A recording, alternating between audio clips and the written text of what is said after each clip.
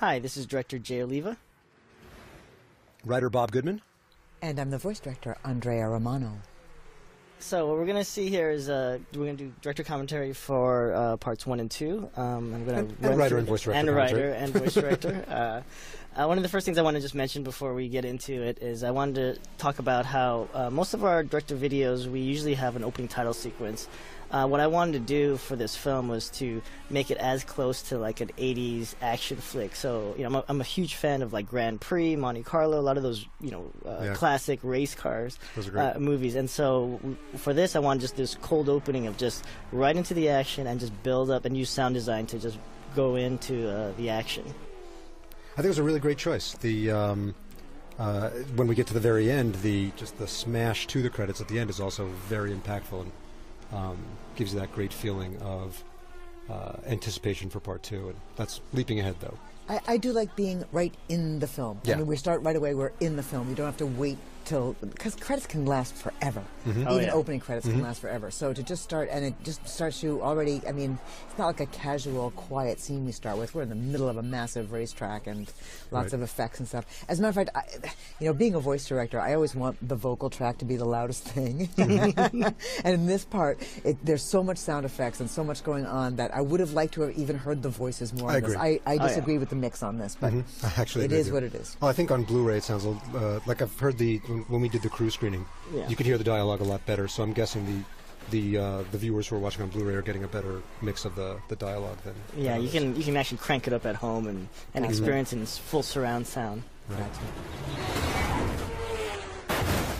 This race sequence is how the books actually start, and a little inside bit. There's a line that between Bruce and I think her name is Carol in the books.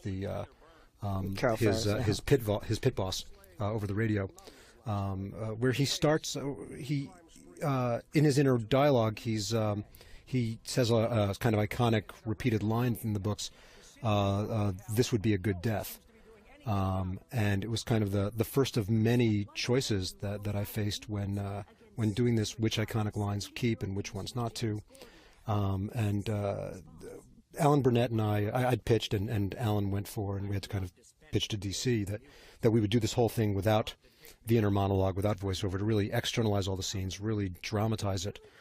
And this would be a good death was a line that was really tough to put in an actor's mouth verbally. Like I kept trying to think of these scenes where he would say that out loud, and it kind of never worked. So that's one that's missing, and you know, I hope the ideas are there. The idea that he's starting this story, you know, taking unnecessary risks, drinking himself to death, looking to die is there, even if that line of dialogue isn't. I think it's really clear. I do. I certainly got that. And you know, we make these films, we record them, and then it takes so long for the animation that for me, watching it once it's completed or once we get to the ADR phase, I've almost forgotten what the story was. And so watching it, I'm kind of a good audience member, and I can help to gauge whether or not we get those kinds of points. And you watch that and you just go, well, this is, first of all, you have to identify that that's Bruce Wayne. And that happens pretty quickly. And then you go, well, he just doesn't care. He's just, and then we cut to this scene where he's clearly been living at the bottom of a scotch bottle for a while. And then you get the idea that he's really given up, and then we sort of move into the story. I want to mention this video in particular had more actors in it than any piece I've ever done before. We had 33 different actors in this, and almost all of them, except for the major characters, did multiple voices. One of the first newscasters who speaks, the black newscaster with the square glasses, the actor's name is Gary Anthony Williams, very talented voiceover actor. He also is the mutant leader, who we meet later, who plays such a huge role in this. And my point about this is that the actors that I used in this are so versatile that you have tremendous versatility and diversity that they do, and I really have to take my hat off to them because they really did exactly what we needed them to do.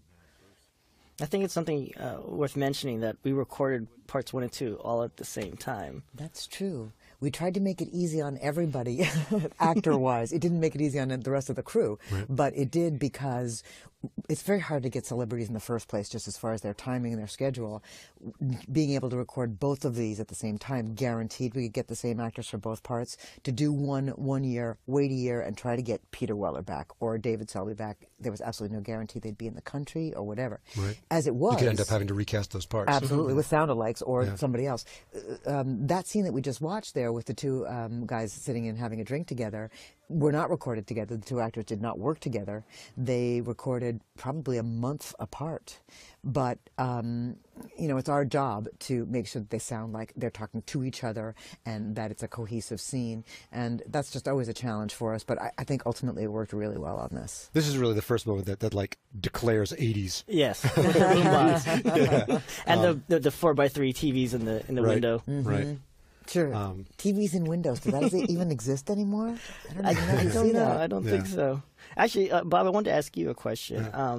Was there any discussion about? I knew we were adapting the comic, as faithful as we could. But was there any discussion of trying to add things in there just for, like, for example, when he mentions Jason, if I never read the comics, I wouldn't know who Jason Todd was or who he's mentioned. Was there any talk about maybe putting something in there that maybe wasn't in the book that might help an audience member who doesn't know the whole story? It's a really interesting question, and I don't know if every moment that I made exactly the right choice. I watch it now and think, are people going to wonder who Jason is? Or the big one for me is when Harvey Dent holds that coin up and shows both sides. Mm-hmm. Like I wonder, should we have had some like newscaster say that was his signature object that he would scratch one side of the coin and one side would be clear.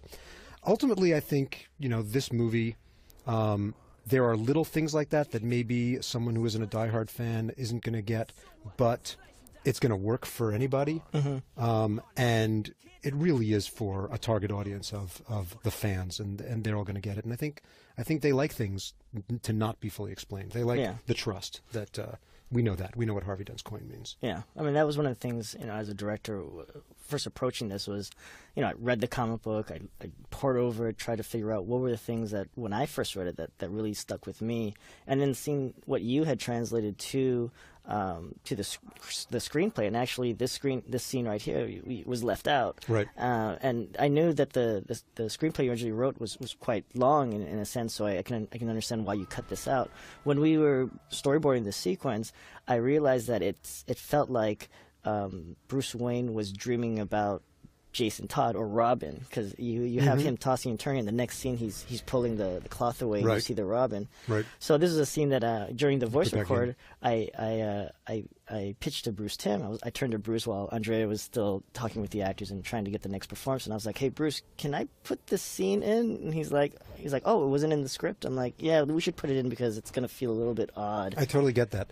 The reason that I didn't put it in wasn't about length. It felt like it was ground that had been covered so much, by other sources, the Chris Nolan movies, and that, my impulse was we don't need to do it again. Oh yeah. But I think I agree with your choice ultimately. I think that it's good to have it back in there. We want to be in his psychology. We're getting inside this guy's head, and dream sequences like that in a way kind of replace the inner monologue. Oh yeah. Because you want that that forcing into the character's head. So there's actually a funny story when we were actually spotting for ADR, because that sequence wasn't there originally, so we never recorded the voices of Thomas Wayne and his wife. So I remember I turned to Andrea, she's like, "Who do you want for Thomas?" And I'm like, "Well, I wanted you and Bruce to do it." And what did you say to me about doing Martha's voice? I'm too old. I'm far too old. But Bruce did do Thomas Wayne. Yeah, Bruce is actually. It's one line. I think the line is, "What are you gonna do when you catch him?" or something like that. But there was one bit of. There's two things I want to mention about my observations of. When I was recording this, I used the graphic novel almost like a storyboard in that I could show the actors what they were playing. We didn't have the character designs created yet. And the graphic novel is for lack of a better term, and I mean this in absolutely no negative way, the characters are a bit more grotesque. They're more extreme. And I love the art direction in this, where you made it a little bit more palatable for the average viewer. It's not as extreme. It's not, because it's almost off-putting if it were so extreme. For example, the newscaster that shows up, the Asian female newscaster that shows up, Lola she was really extreme in the graphic novels. So I really like what you did with these characters and how you softened them slightly. And then there was one thing that happened earlier in an earlier scene when Bruce first leaves the restaurant or the bar with Commissioner Gordon, and he goes to Crime Alley. Why he keeps going to Crime Alley, I'll never understand. Good things never happen there. He's not a self-preserving guy. No, absolutely. By any stretch. It all supports that whole thing about the man is destructive at this point in his life. Right. But there's the image of the moth to the light, street light, the moth to flame. And I thought that was such beautiful imagery of he can't stop going back there. Yeah, the moth that's great. can't help going to the flame. The man can't help going to the site. And was that a conscious decision that you made? Was that in the graphic novel? Was that your choice? In the graphic novel, he actually ends up in Crime Alley. But one of the things that I wanted to kind of from the beginning is try to call back these flashbacks. If you notice, there's that first flashback where you see the gun shell kind of turning. What you do is you see him on screen behind him, and you see him spinning inside the car, like from the car footage of the earlier race. And then we just do this kind of hard cut to just kind of matching that spin in slow motion as a little hint of what's going on. Then he ends up at Crime Alley, and that sequence, one of the things I really wanted to do was is try to call into the fact that he has post-traumatic syndrome. And there's that shot where we added, I wanted to have this newspaper kind of float in, and it says family murdered. And then he reacts on it, but the audience thinks that he's reacting to the picture of the family murdered. But on the very next cut, we're actually pushing in on the ad for pearls. Right. And then that goes right into that next shot, the next flashback, which is the pearls hitting the into the puddle. Exactly. And actually leads us right into this sequence here. What's funny about here is that we've seen this a million times, and the flashback sequence of his parents' death we had actually done in year one, and it was done brilliant. It was actually the same exact way it is in the comic. So one of the things that I wanted to do, I turned to Bruce during the records. Many of our conversations about what I wanted to change was in the records, and I asked him, "Hey, I know you've done this a million times, but would you be up to doing something different?" Because for me, I wanted to really make this more of a psychological thing, in the sense that, you got this infinity kind of shot where he sees himself, and then you finally get the first voiceover. But I wanted to make it so that the Joe Chill character was in the light, and because the iconic shot is always little Bruce with Thomas Wayne and his mom underneath the lamplight, and I always thought, oh, that's kind of cool. But for me, the birth of Batman should be in the darkness, And one of the images I had, which is going to come up, which is them lying in the puddle, but then you see the reflection of the alleyway on the wet ground, and he's standing there, and he's being lit by the lamp that's off in the distance, which is you see here. And that was something that's very powerful to me. And actually, the storyboard artist who did this was Sam Liu, who's our past directors on DTVs. And I remember pitching him that idea. I was like, Sam, this is what I want. And Sam looked at me. He's like, Bruce let you do this? And I was like, yeah. He's like, but Bruce never doesn't like to do this artsy-fartsy stuff. I was like, well, I guess he's okay. There's such great use of symbolism in the whole piece. And from a writing standpoint, I got to do so much more subtext in this piece than anything I've ever done for animation before. It was so liberating to do it.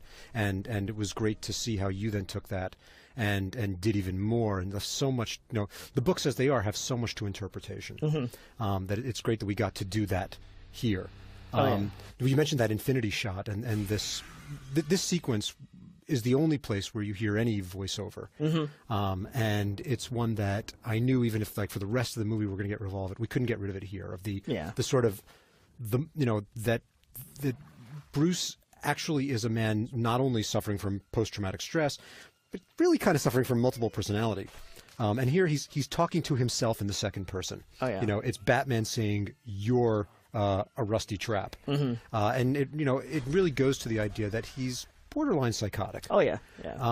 And to reach that moment, I thought it was really important to have it, be something that starts with the TV, so there already are like voices coming at him, to start to break down reality for him. That infinity shot, the jumping back and forth as he's flipping channels, to all of a sudden he's watching himself in the alley. He's watching what was actually on the TV. It's getting more and more frightening.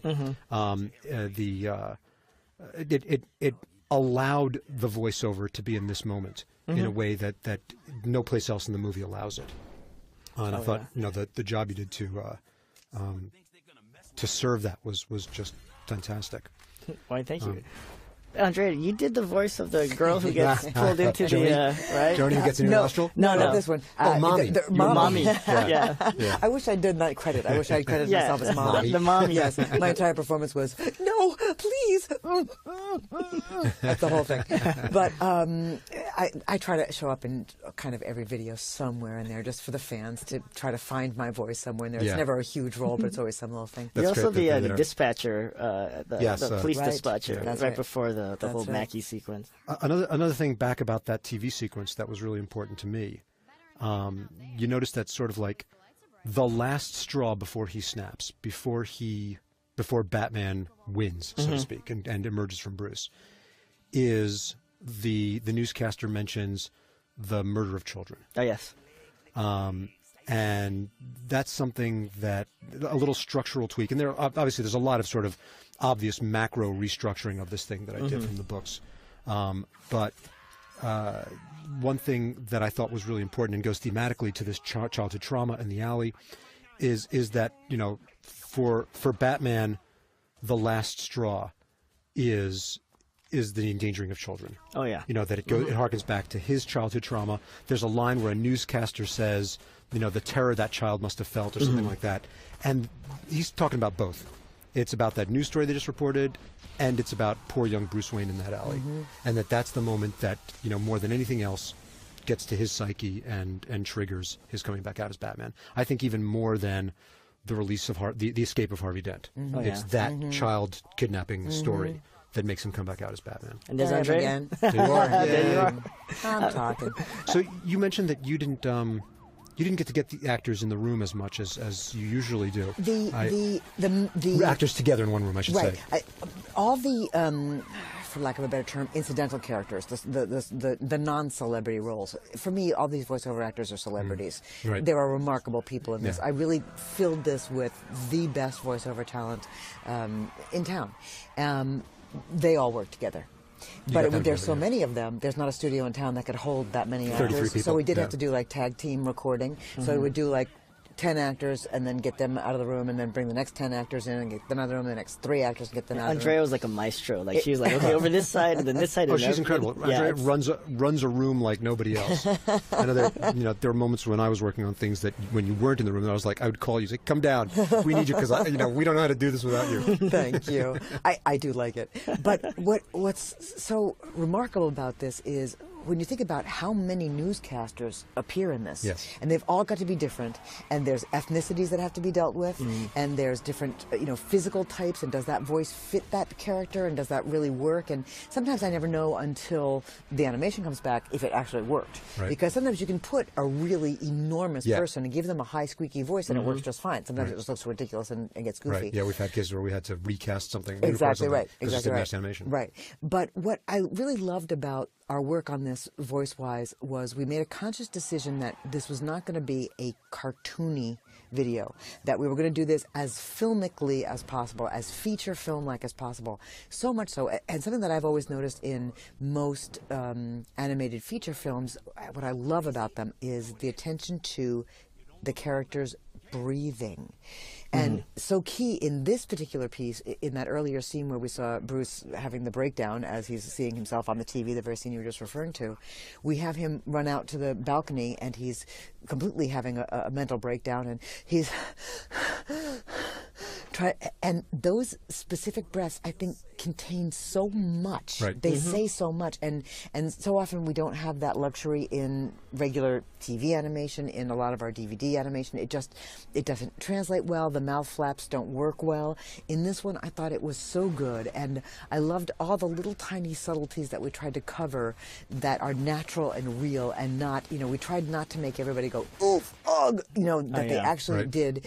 And so when we get into the later fight scenes, even in some of these things, rather than using any kind of a library of fight walla, we did every single one individually, which meant we did hours and hours and hours of ADR, because you can have an idea of what a scene is going to look like. When we record from the script, it will say, a fight ensues, Batman throws a punch, this guy does this happens this, and you can kind of guess what it's going to sound like, look like, but it never fits when we record it ahead of time. We have to do it to picture, and then you get things that are really specific, like that moment just a moment ago where the one guy gets pulled from the in the light into the dark, and then you hear a punch sound, and you hear his. That wouldn't have worked if we had tried to do that without the picture. It really needed the picture to work, and it's so effective. Oh, just a little Easter egg there before I forget about that. Mackey's gun is actually a Desert Eagle, but it's more, if you look at the design, it's more like the RoboCop Desert Eagle that they modified. So when we were picking guns, I was like, okay. Everybody freeze! And I'll actually mention every now and then where I put them in.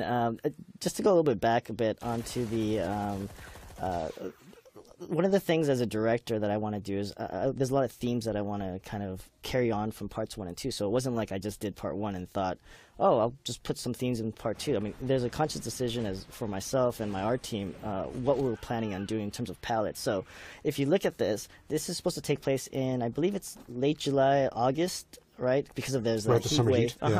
So, I wanted to make water to be one of the recurring themes. So, just like in the comic book where it says, the rain in my chest, it's like a baptism. Well, we have it raining, and as you'll see as the parts 1, it's the great thing about doing this as one long commentary is you'll hear me talk about how the weather's going to change and how it's going to start with this water as this rebirth, but also reminding him of the death of his parents. Right, and then later on, when we get to part 2, you'll start to see how it's going to be like November-ish in Gotham, and you'll start to see that we're going to go through water to snow to nuclear fallout to finally his death. But at the funeral scene, it's just there's no snow whatsoever. It's just snow on the ground, and it's kind of like the end of an era, but the birth. Right, rebirth. Yeah, exactly. So I mean, we do that, as well as one of the other things that we're also doing is red is a kind of a trigger color for Bruce. His parents are dead. Whenever you see red, it's this kind of vibrant red.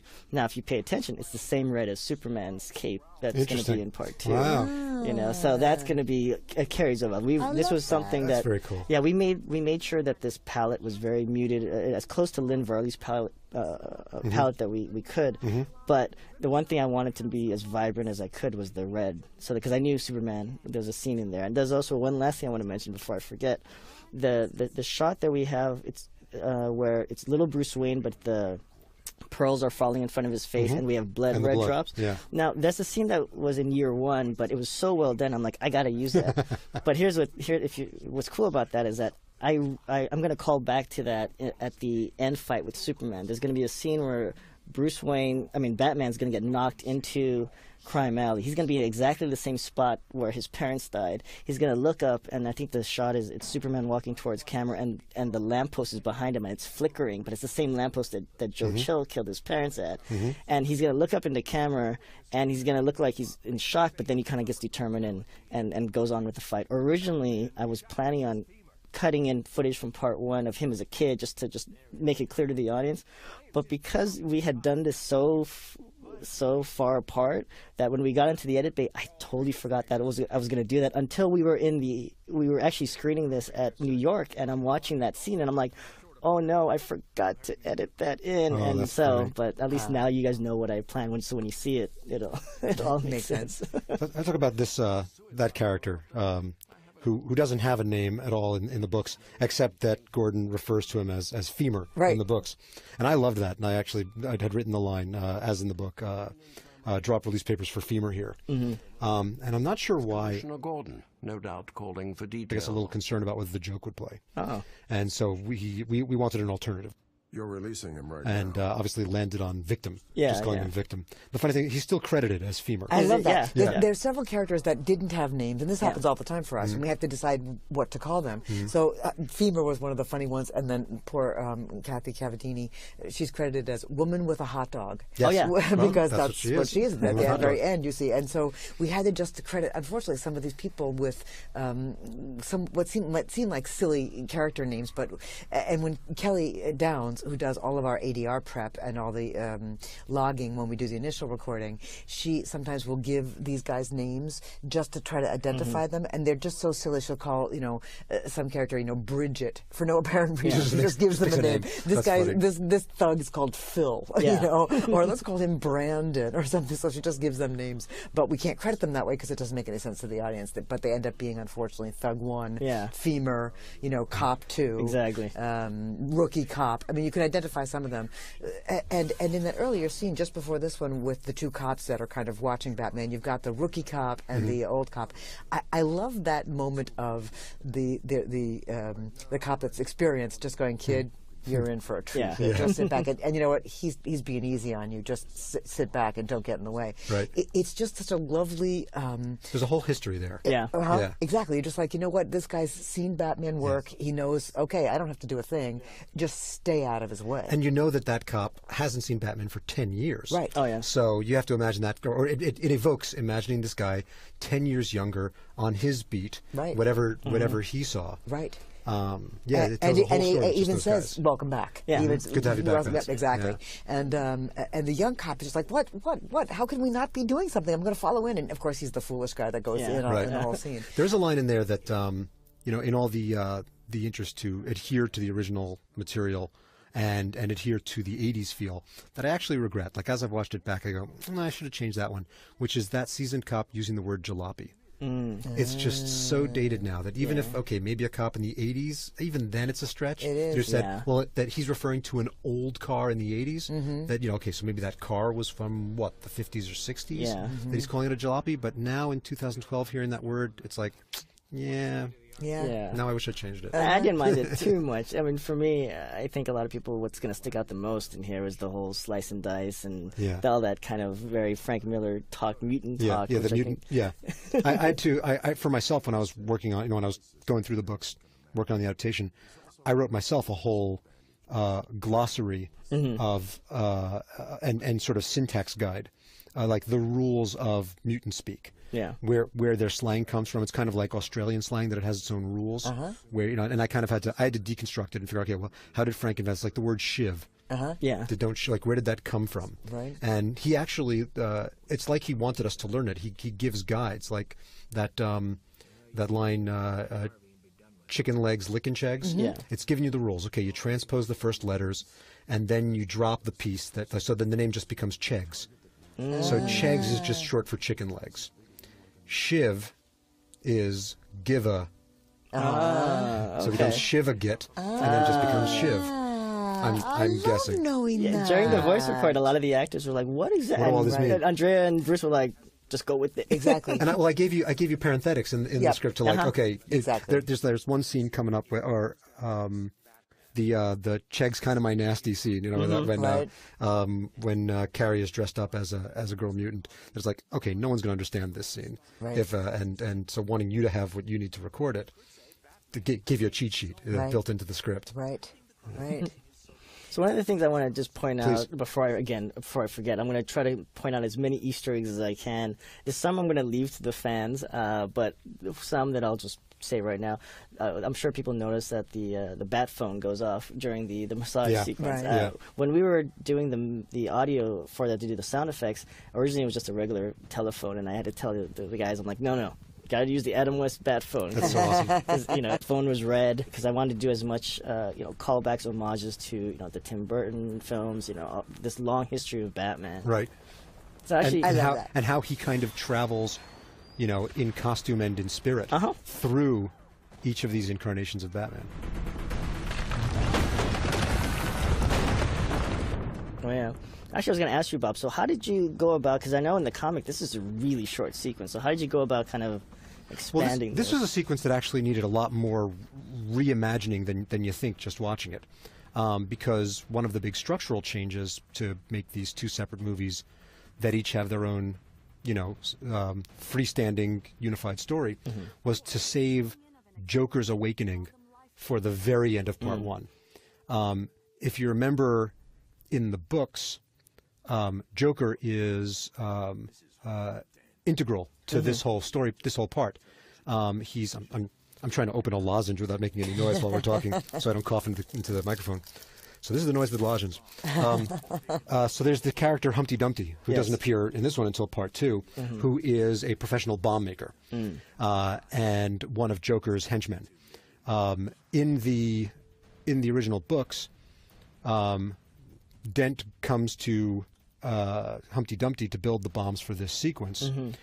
Joker is the one, Humpty Dumpty tells Joker, and Joker is the one who puts real bombs in place of what were supposed to be fake bombs. So all of a sudden there's this whole other history to what's going on.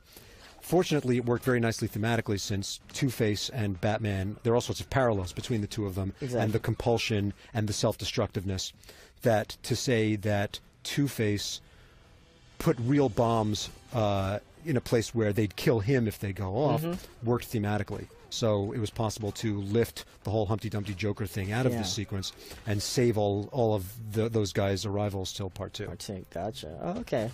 Yeah, I was wondering what was the discussion about that, as well as, like at the end of this, you might as well talk about it now, why you changed the line from, it's like looking into a mirror, to you and me both. Well, I'll say the line that's in the book is a reflection. I see a reflection. That was kind of the, when it came to my getting into Frank's head and interpreting what he meant, and externalizing it and doing it without the internal monologue, that was actually the toughest sequence to do. And it all works here, but exactly what Dent was thinking. But this idea that Dent never believed that he was fixed, that really he's seeing a monstrous face all along. So even though he's been made good on the outside, that what he sees when he looks in the mirror is still that monstrous face. Oh, okay. That took figuring out. It's really not clear in the books. Yeah. And it's open for different interpretations there. So anyway, and that's kind of getting into a broader thing than your question, but it took a lot of rethinking and rewriting that sequence to make it work in dialogue. To have Batman say out loud, like to look at Harvey, and Harvey say, "Look at me and tell me what you see," and for Batman to say, "I see a reflection," out loud, gets kind of heavy-handed, gets kind of melodramatic.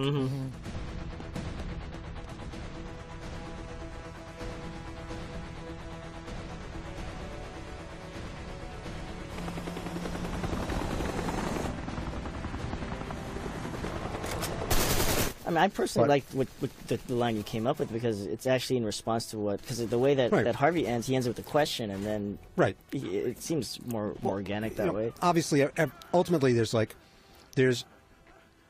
seeing the forest and the trees in scene writing. Like you want to be structuring the whole story, but then you kind of want to put it aside and just have two people talking the way two people naturally talk. Oh yeah. And have words come out that are things real people would say. And to serve both of those at once is always tricky. We're in this scene right now, and what I like so much about this, there's so much action that takes us into this scene. The last scene that we just saw, all that fighting, so much of that stuff that took place in the smoke. Yeah. So I mean, there were pages of ADR that we just had to, and again, we had to do it to picture, because there was no way of telling what was going to be happening there. But here we have this wonderful one-on-one acting between these two really talented actors, Peter Weller and Wade Williams, and it's just, for me, because it's so quiet and heartfelt, it's just perfect. All that stuff, all that cacophony was happening before this, and now it's just a quiet moment of, I'm in hell, which is where Harvey Dent's at. And what's incredible about the performances in this scene, you really captured it. What's so complex about these characters that Miller captures in his book, that these guys aren't just enemies; they're also friends. Right. Oh yeah. They're like, Right. you know, obviously as we get into part 2 and get into Joker, Joker literally sees Batman as his lover. Yeah. That these guys have been through decades together of this, and they know each other like nobody knows each other. I got a question for you, Jim, because I don't know the answer to this. Do you think Harvey knows that Batman is Bruce? I think so.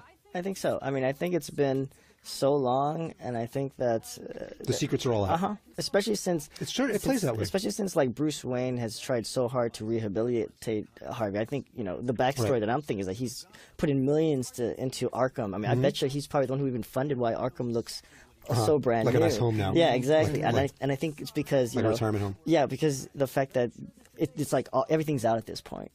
I would even go to say that even Joker knows that It really could be. Batman's Bruce Wayne. But this scene in particular, I mean, because Harvey has a line, what is it? I played your game. It sounds like he's talking to Bruce, who he Yes. knows paid for his doctors and his rehabilitation. Exactly. Yeah. I mean, that was one of the things. There was a lot of these. It was implied, but kind of left it up to the audience to try to figure out. I got another question for you about this scene. Go for it. Because you've talked about this scene being one that you wanted to put interior instead of exterior. And you said that you always imagined it interior. Yes. There's a scene in the later books, I think I think it's in book 3, but it might have been in book 4, with a whole other group of mutant offshoots called the Nixons that ended up cutting between drafts for length. Yeah. That scene takes place in a store that looks like this interior. And I was Yes. wondering if that's the scene you were thinking of. I think that was probably what I was thinking of. Like when I was a kid, I probably combined the two when I was The reading guys it with the originally. Nixon masks, Yes. and the mask shatters on the ground. There's a newscaster, like the insert behind the newscasters of a broken Nixon mask when the sons of Batman kill the Nixons. Oh yeah, I mean that's the funny thing about I love about the graphic novels, that it's so open to interpretation by everybody. Like some people who are looking for the political satire sees it. Some people just want action and Batman kicking ass. They enjoy it for that level. Other people get it because they like how just abstract some of the art may seem to them, and they like that. I mean, and it's what's great. It's so raw. Yeah, it really kind of fits in that kind of So we just walked past an Easter egg. I'm sure you're going to talk about it. It's the comic book stand. Okay, I'll mention this. So originally that sequence was out on the street, so I wanted to set it inside of a liquor store because when I originally read the comic, I always thought it was inside because I think there was a queue and it looked like he was inside of the liquor store, and so when we were designing that background, they originally had just put I think a magazine stand, and I was like, oh no, we should put comic books there, because as a kid I would go to the liquor store and there would be these racks of comic books on the side. So once we had that idea, I came up with this idea of like, hey, can we put like comic book covers from that period, from 86 to 87 ish? Because in my mind I always wanted to try to find a way to put Watchmen in there, because to me Dark Knight Returns and Watchmen were two very pivotal points in comic books. Right. And so we sent out this email to everybody on the crew, said, hey, what's your favorite comic book covers from the 80s? And we got this long list.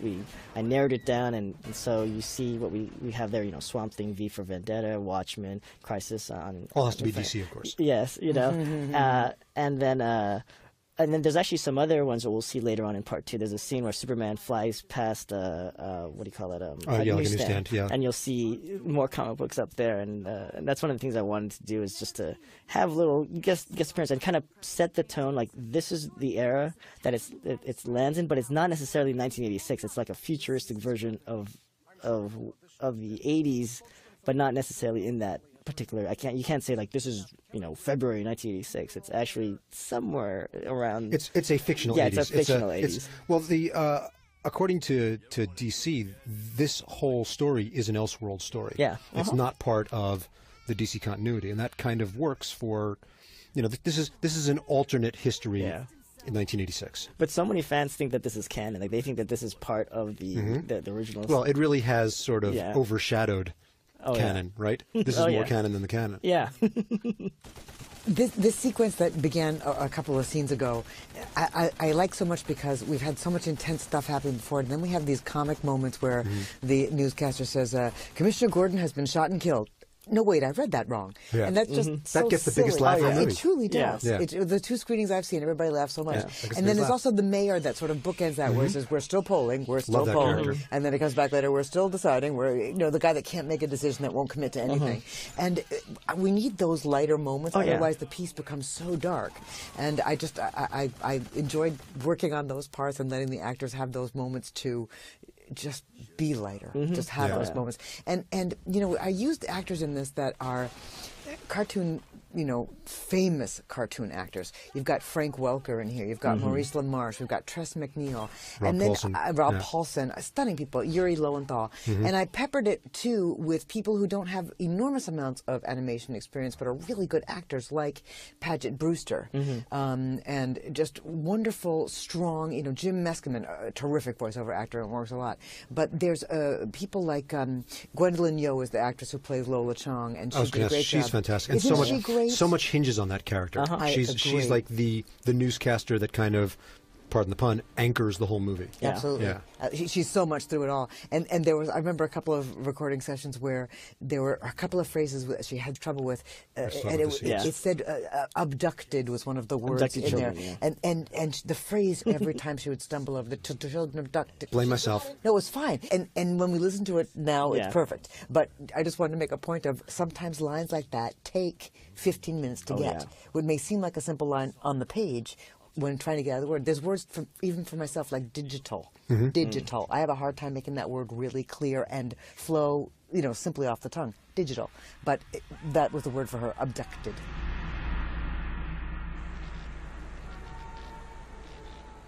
So I have to ask about the choice, because I was nervous about it, and offered you an out to have the screen completely black for as long as you did. Oh, yeah. That's so daring. Oh, yeah. And it actually, what's in the books, and I really liked, I thought would be cool for animation, is to see the slits of light coming between the fingers and sort of moving a little bit. And I wanted to ask, did you try that? Did it not work? Or did you just decide to go for all black just as choice one? The original, when we boarded this out, we actually had the slits coming through at first.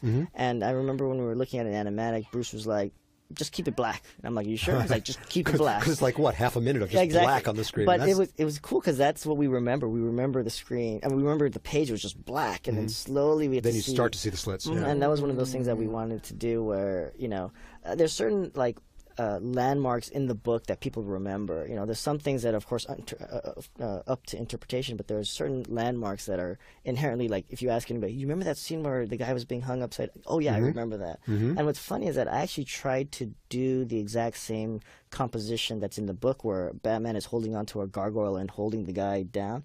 But it just doesn't work. I mean, I'd have to, that moment would have to be really quick for us to see him hanging down, whereas in the graphic novel, you can see it and see the gravity of it all, of him, shifting his weight, holding him, but I tried that panel and it just would not work. So we ended up coming up with this thing where we do this fast pull out into a dissolve, into another fast pull out, just to kind of get that idea. Works great. That's great, yeah, to give you the feeling of the height. And that brings me to this sequence here. There's something I want to mention earlier with Carrie, but let me talk about this.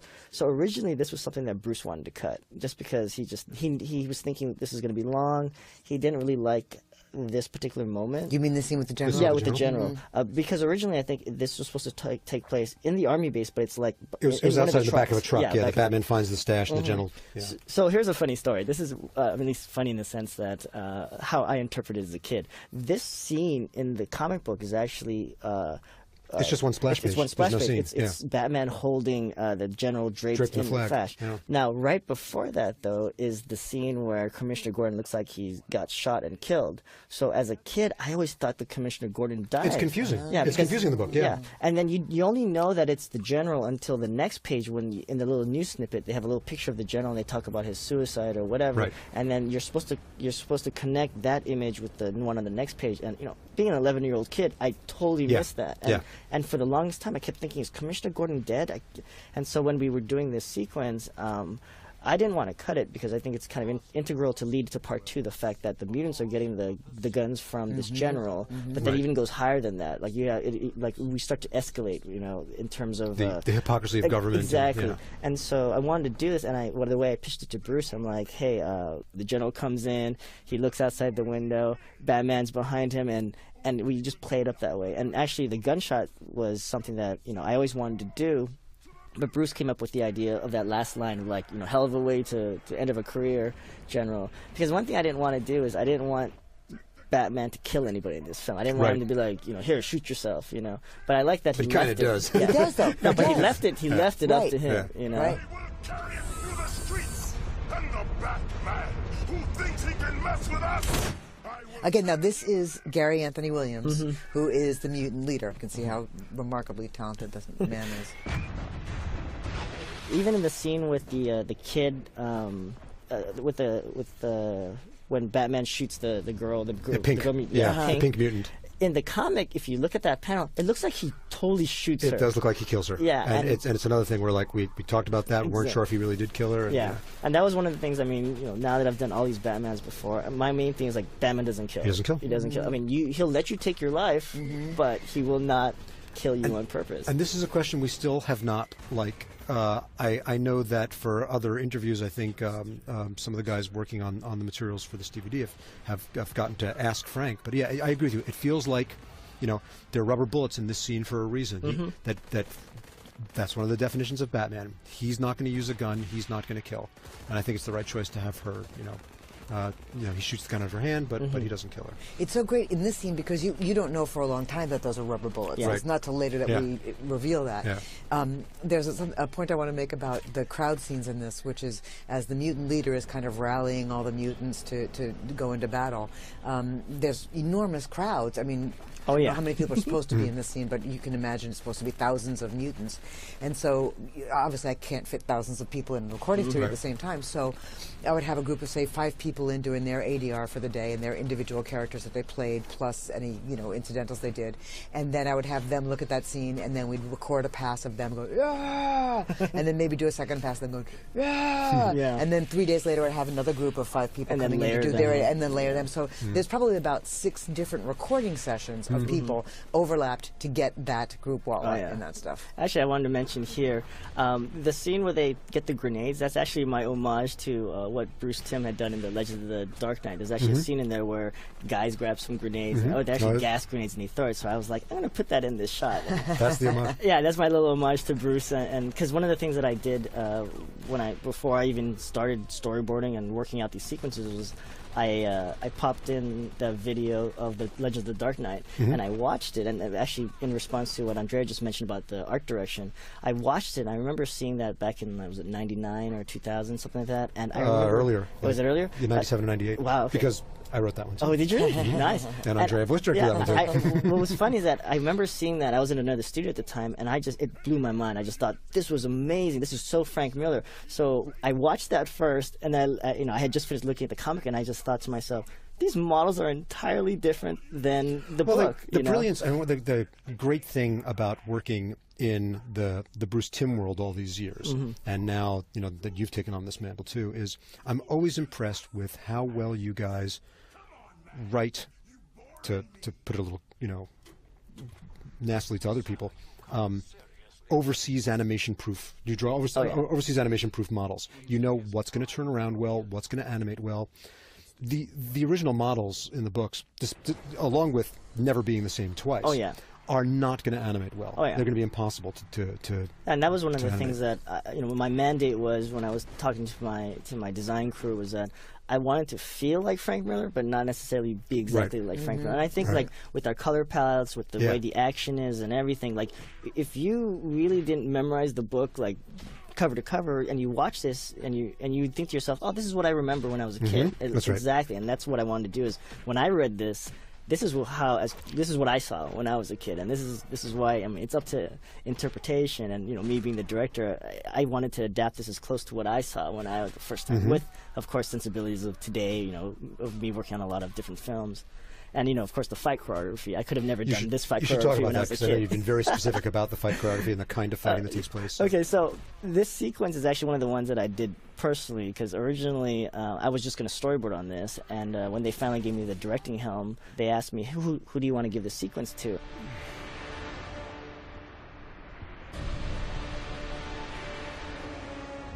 I wanted to do something great here because I had missed out on working on anything cool on Batman Year One. I only was able to do a little small sequence, and I thought Year One was brilliant. So when I got this, I was like, I got to do something cool here.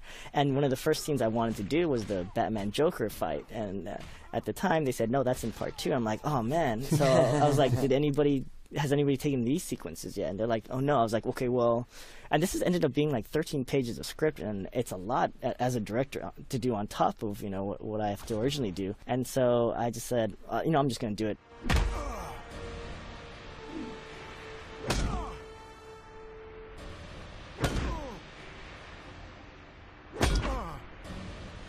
I storyboarded that same sequence, so I just thought, hey, you know what? Crowbar fight? This is what you got to do. You got to pin the guy down with your foot and just beat him up. So that being said, what I wanted to do in terms of fight choreography is I wanted to root the fight choreography into something that is actually more real world. And I've actually gotten a lot of comments saying that it's actually a lot of people who are practitioners of jiu-jitsu and Muay Thai and a lot of these different kind of fighting styles. They've actually said, oh, they can see that I've done my research, and I do that. Right? That's fantastic. I do a lot of research when we choreograph these fight sequences. And in this fight, I wanted to make the mutant leader fight. He fights mixed martial arts.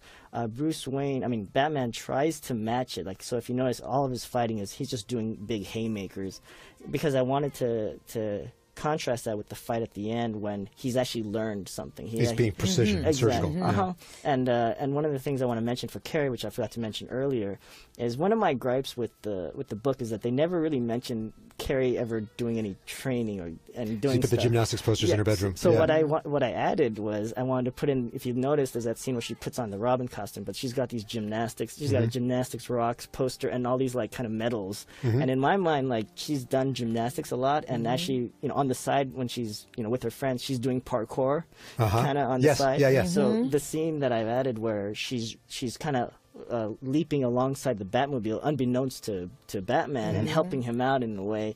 I have her doing some parkour stuff, so at least she's doing something a little bit more active in the story. It's such an interesting balance, and to hear you talking about this, and I dealt with it at Script also. With she is supposed to be a character, at least to me, who's in over her head, who isn't prepared for what she's taken on, and overcomes her fear. There's the great line coming up, the great delivery by Ariel Winter, where she says Carrie Kelly, Robin. She's supposed to be afraid. She's supposed to not be trained to be Robin. A person can't be trained except by Batman to be Robin. But you want to have just enough of a sense of her having some ability. She just come out of nowhere. Exactly. And it's such an interesting balance. There's a line coming up here that I changed, that I from the original, that I really wrestled over. He asks her after she splints his arm here. Oh, where'd you learn that? Where did you learn to do that? And in the book, she says, Girl Scouts. And I felt like it was so belittling. No aspersion to Girl Scouts, but a Girl Scout is not ready to be Robin. Right here. And what I landed on, what I wanted her to do instead, was be too terrified to say anything. Exactly. And nice. And so I'm really glad that, because that's something that not everyone would let you do, to just have a moment of just scared silence instead of having to say something back. Yep. It's funny you mentioned that. One of the things I wanted to ask Andrea is that if you ever work with Andrea, you know that she always talks to the actors beforehand before they actually go into their lines. So one of the things I wanted to ask you was, one of the things you talked to Ariel about this role. So what were the things you and her talked? Absolutely. Well, first of all, I just adore her as an actress. She's just, she pronounces her name Ariel. Is it Ariel? Ariel, yep. Apologies. No, of course. But she, she's just a wonderful actress. And I was delighted that she wanted to come and play with us, and that we managed to work out her schedule, because she's on Modern Family and they shoot. Right. And so we were lucky enough to get her. We spoke about the character, and I told her that there had to be a vulnerability that this was a girl who had questions about her abilities, but just was not satisfied with her life. We Right. see the earlier scenes where she's got these stoned out parents who Right. are, you know, she's practically a latchkey kid. Yeah, She's exactly really right. not being taken care of at all. But she's in this world that's so dark. I mean, it's a city that's fallen under, you know, control of pretty much the negative elements. The worst elements of the world. yeah. Truly. And so she's kind of found her way. And even when you see her walking through the sort of the mall there with her friend, she's like, have a little backbone.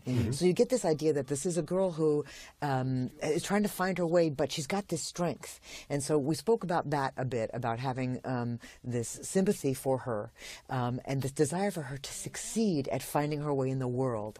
And I think in this particular sequence that we see here, where it's not just the mental thinking, but she literally tries to lift this Yeah. mound of a man. Yeah, it's got to be a 300-pound man. yeah. Exactly, and manages to move him, and doesn't stop. You know, she doesn't just go, "Oh, forget this. This man is just too heavy." She does it until he has to help her, and gets up himself, Yeah. and then gets him in. And it's beautiful. Where right then at that moment, I think, is where they bond, where he just goes, this is something special, because within seconds he says to Alfred, she comes with. Yes. And then he starts divulging information that Alfred's like, sir, you don't know what you're saying. And he's like, no, she comes to the Batcave. And then she introduces herself and then makes the decision right then and there, no, I'm not Carrie Kelly anymore. I'm Robin. I'm Robin. And then when she asks Alfred just a moment ago, where she says, Where'd he go? Where'd he go? That wonderful line where Alfred says, to find his strength. And she has no answer. She doesn't say anything about that. She's just like, okay, I'm in for the ride. I'll see whatever is going to happen, and I'm going to wait until he's ready for me, because he's already brought me in to this world. Yes. And I just, you know, Ariel and I had a great working relationship. She's a lovely girl. Yeah, Her sweetheart. mother is fantastic. And that's really important when you hire yeah, a kid. definitely. It really is, because parents can be a real nightmare when you're recording. And Ariel has been, I think she really enjoyed this whole experience. And I want to comment too about the earlier scene when she's walking through with her friend Michelle. That's a wonderful actress named Tara Strong acting with her. Yeah. And what's so great is there you have a real kid. I think Ariel might be 16, 17 Yeah. years old, somewhere around there. And Tara is an adult. And yet Tara pulls off sounding like the same age range. They don't sound like they're not of the same generation. And I just wanted to give a little shout out there to Tara, who's such a lovely actress. That was great. Yeah, it turned out really, really good. I didn't never even notice that there was a difference. The in age difference. Yeah. Actually, one of the things I wanted to mention that we just finished watching, which people who know the book very well will see that there's a scene that I added in there. Right. Again, this is another one of those scenes where I had to like nudge over to Bruce during one of the voice records, and I'm like, "Hey Bruce, would it be okay if I add a flashback here?" And he's like, "What?" And I'm like, and I pitched it to him just generally. I'm like, "Well." Because if you think about it, he doesn't have any more flashbacks after the earlier one. Right. And I thought, well, this is where Batman's supposed to hit his all-time low. He's trying to figure out whether or not he should go on because he just got his butt kicked. Right. And I thought, you know what, this would be a nice moment to do one last one to kind of just emphasize to the audience that how alone he feels. You know, like he actually goes off by himself, doesn't want anybody with him. And I wanted to do this scene where we're at the wake and he's just alone, and we actually do this kind of very, like, we pan through the audience, through the mourners, and they just kind of fade away just to kind of show that he's alone. And he's in between his parents' coffins. Yeah. And one of the things that I wanted to call on is I wanted to create a very Stanley Kubrick moment where I'll leave it up to the audience to decide what the meaning of it. But in my mind was that I wanted him to look at Thomas Wayne, and we're intercutting between him in the cavern to kind of emphasize, you know, where he's like, where are you? And he's trying to find, like, where's the strength to go on? And he's looking at his dead father, his dead mother, and, you know, as he starts to cry, you just see Thomas's hand go on, and, you know, the audience is like, wait, he's dead. Whose hand is that? And then I want to do this thing where he looks back at his father, but he sees Batman staring back at him. It's almost like, you know what, you're never alone because I'm always there. And that's, to me, where he, you know, kind of like calling into what you said, where what Bob said about that he's a little crazy, and that the Batman psyche is really is the strength that keeps him together, you know. And that's one of the things what I wanted to do in that sequence. That's great. I want to go back to the fight sequence that we just saw you talking about, how you worked specifically on it yourself. It's so key to have you and Bruce in the recording session with me when I'm doing the ADR, because those scenes are so long and there's so many little individual things that we try to cover that there's some things that I miss, that if you guys don't point it out to me, I don't get the right vocal performance for you. And things as subtle as, there's one scene when the mutant leader rakes his hand across Batman's chest, and you see subtly, it's not really broad, the 3 scratches of his nails. So he actually does get through the bat suit and hit skin.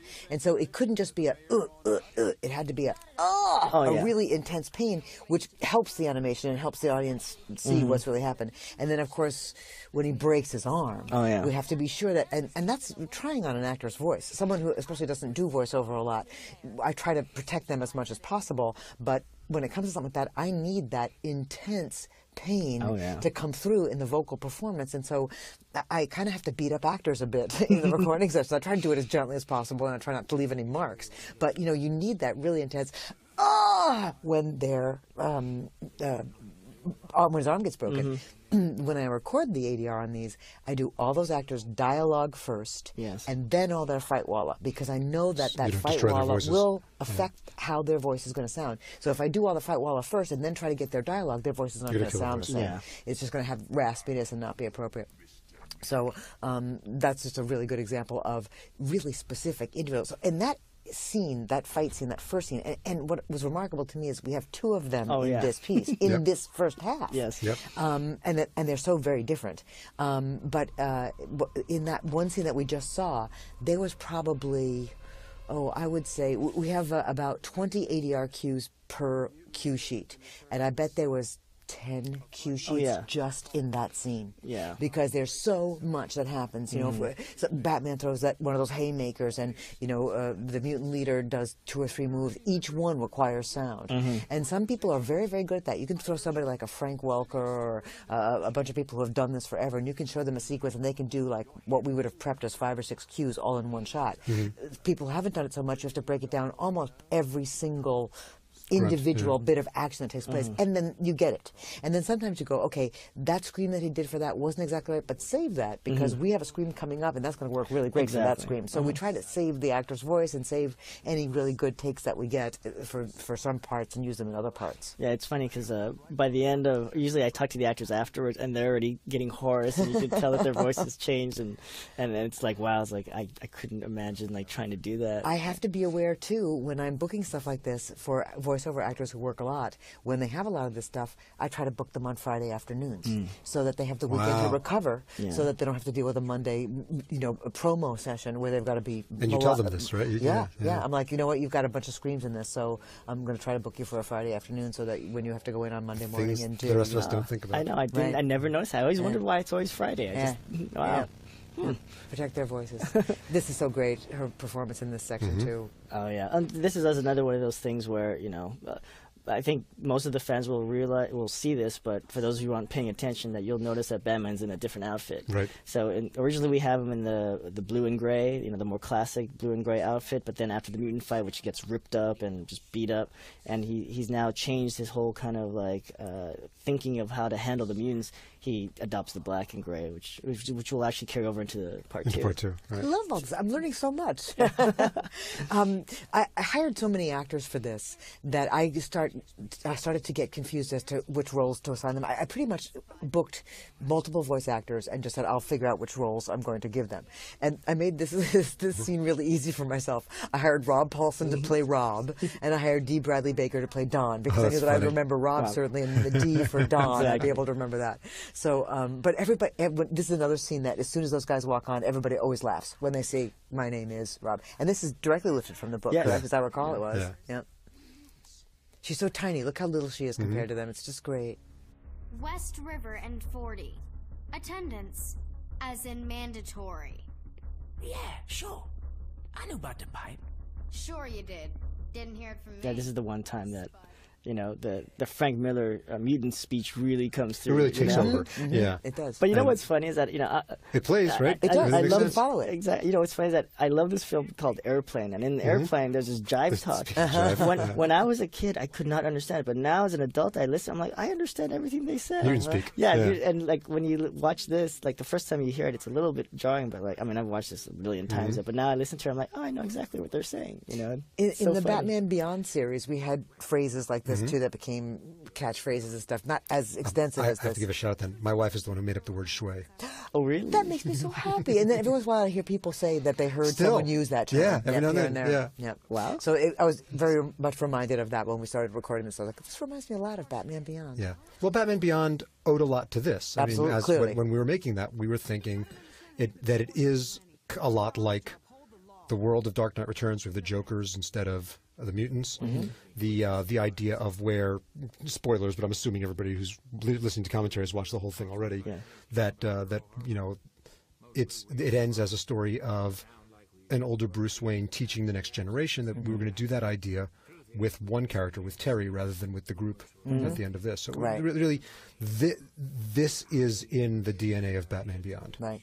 I totally get it. Yeah. This is Maria Canals as the incoming commissioner. And Maria Canals, the audience might remember as our voice of Hawkgirl in the Justice League series. Yeah. And so, again, calling on my friends, just going, will you guys come in and help me with this enormous piece? And, you know, casting any of these is incredibly difficult. I have a remarkable casting director that works with me, Meredith Lane, who helps me with the astounding work of putting out the offers. And you know, whenever you're booking celebrities, it's an intense situation of you put out the offer, you say, first of all, you don't, the good thing is on a project that's a Batman project, you don't have to go, well, there's this guy named Batman or this guy named Bruce Wayne and he's got these issues and he puts on this cape and collar. They all know who the property is. Right. And they also know that they may never get the chance to play him on camera. So sometimes it's very appealing to actors. I've had to cast him. Actually, someone at Comic-Con told me this. A fan at Comic-Con told me that I've cast Batman, I think, 15 or 16 times. It's so funny that fans know this better than we do. Someone told me in an interview recently about this. So you've written 7 different versions of Batman. See? Isn't that really? something? I didn't know that.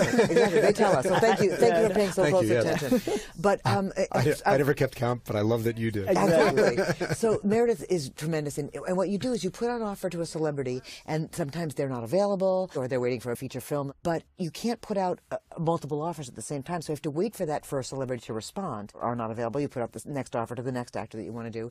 But you have to make sure that, because we're creating this world, that Batman voice will work with this Commissioner Gordon voice, will work with this Robin voice. And so you really have to make sure that you're putting together. Palette. That's right. You have to make sure that you're putting together a group of people that will actually work together and will make sense together. And so it's a very, very difficult thing. Counting on you, Jim. One last time. You got kids, Officer Thompson. Badge 5861. Shut up. Just asking. I love kids. How about a wife? You got a sweet little wife. But I'm very proud of the work that we all did on getting this group of people. And it really was a matter of my calling up agents and saying, will Tress MacNeille come in and work? Will Rob Paulson? That's all I've got. And it's a wonderful piece. It's a prestigious project. It is. And I think it will be kind of a reunion. So I did book a session that had Rob Paulson, Maurice LaMarche, so we got Pinky in the Brain, Tress MacNeille, so you've got Dot from Yakko Wacko, and I didn't have Wacko in this piece. I apologize. I don't know why I didn't. I'm very sorry, Jess. I'm telling you right now. I had people like Maria Canals, who brought back in from Justice League. And you know, you don't want to cast people doing the same thing they've done before. So this commissioner that she's doing is not at all like Hawkgirl. Totally. And it just is a real tribute to how talented an actress Maria Canals is. James Arnold Taylor, stunning voiceover actor. He's in here doing a bunch of incidentals. Townsend Coleman, who I've worked with for, I don't know, my lord, 25, 30 years I've known Townsend. Richard Doyle, Tara Strong, I mentioned. Sam McMurray is in this. He's one of the newscasters and a couple other voices in this.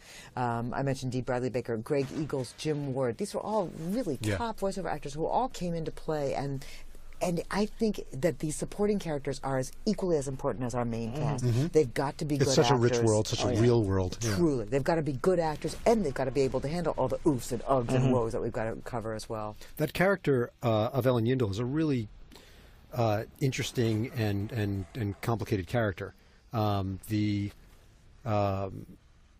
Her relationship to Gordon, like a lot of the things in this story, there's a complexity there where they are both antagonists and have mutual respect and become friends in that one sequence we keep cutting back to with the FDR story. Right. And in a way, at least off the top of my head, more than any other character in the entire two-part thing, you need to watch both parts to get her arc. What I mean by that is, obviously, Batman has an arc over 2 parts. Commissioner Gordon has an arc over 2 parts. But they also have, individual arcs. Like, part 1, clearly, it is, you can see the story of one guy coming out of retirement and reaching his peak again while another guy goes into retirement, and they kind of cross paths. Right. She starts an arc in this one of the sort of asking this question, I don't understand about Batman.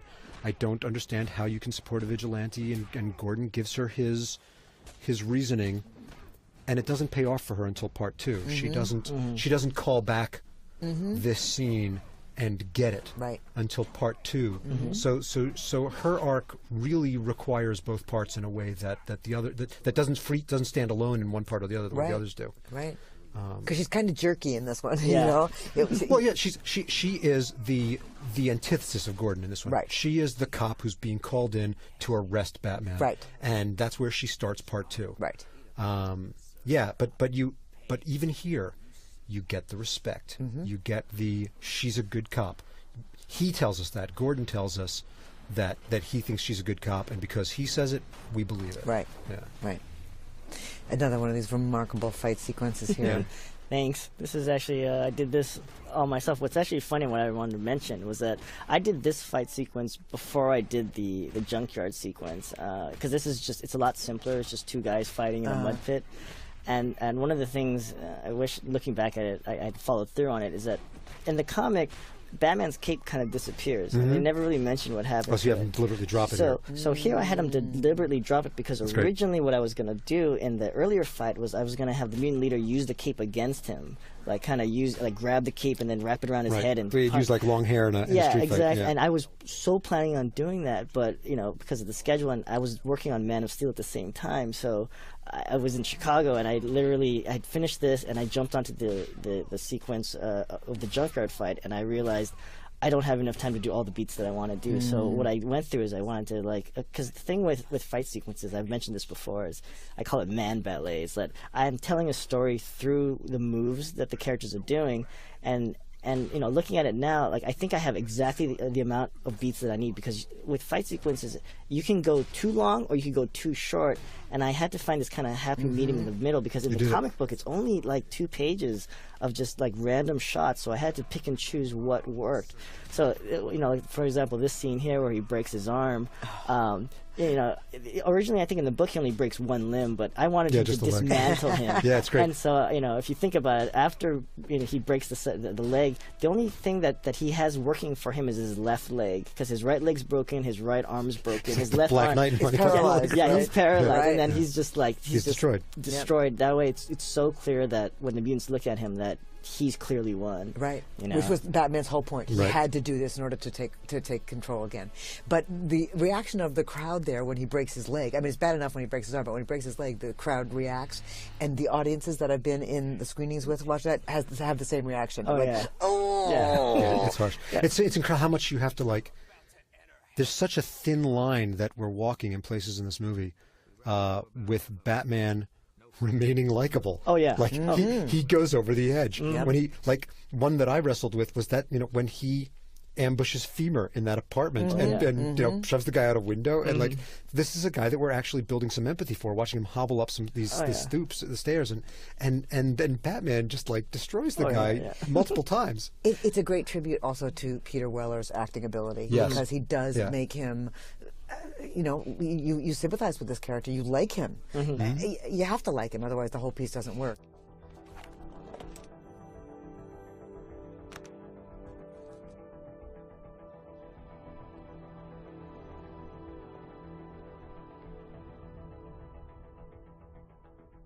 Instances of Batman-inspired vigilantism are on the rise.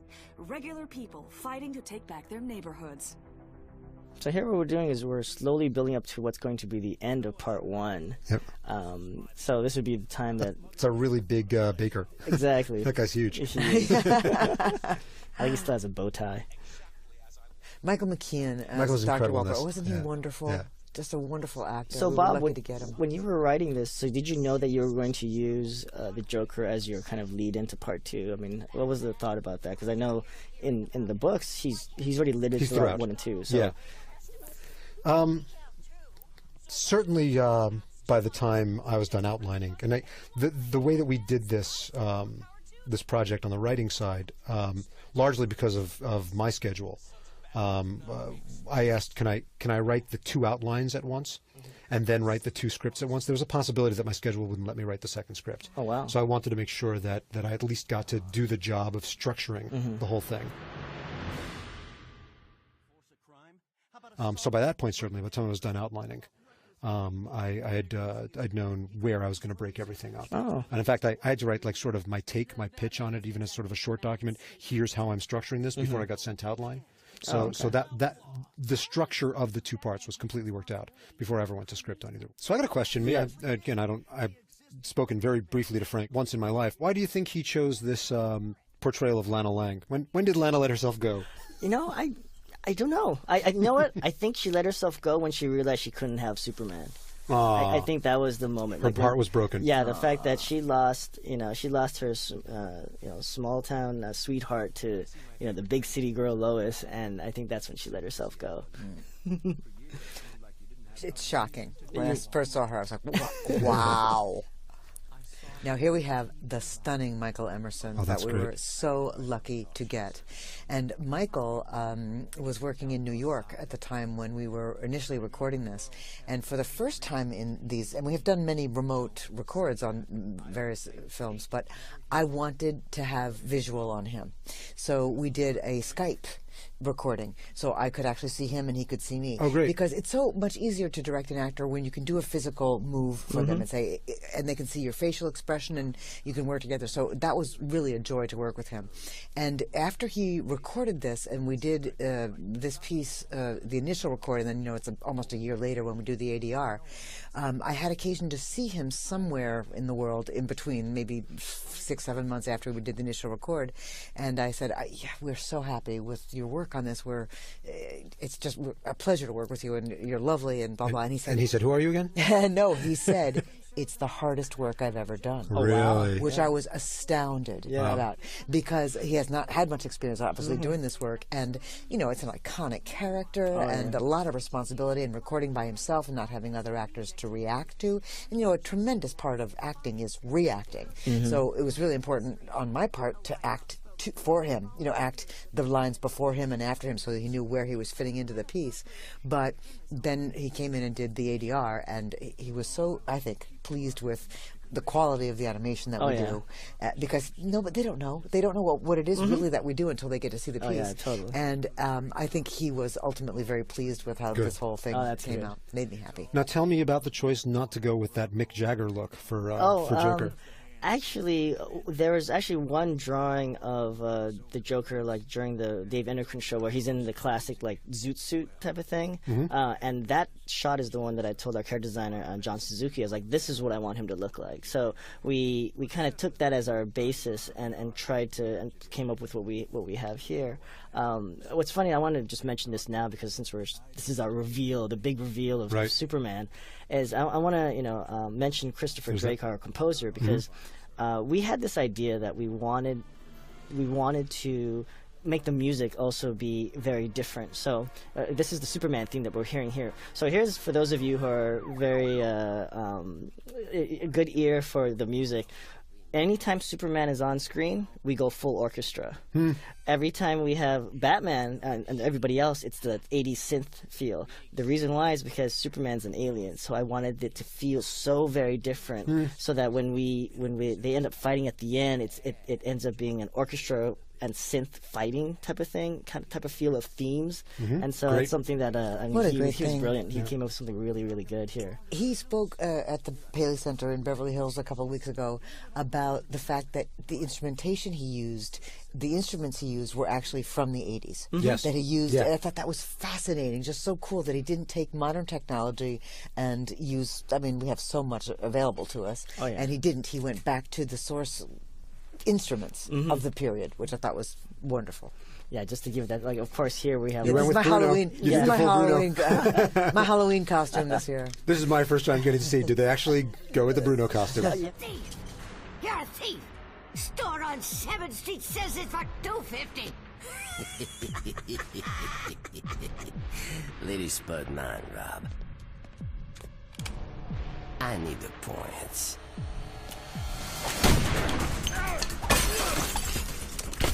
And I'm like, oh, you can't get any more. Yeah, any worse than Bruno. Yeah. Now here's another. Who did the voice of the Bruno old woman? and the woman is both Tress MacNeille. So you've Aw. got her acting against herself practically in this scene, That's and shows funny. you just how brilliant she is. Yeah, it worked out real good. Now this is Rob and Don Right. from the My Name is Rob and My Name is Don. Right.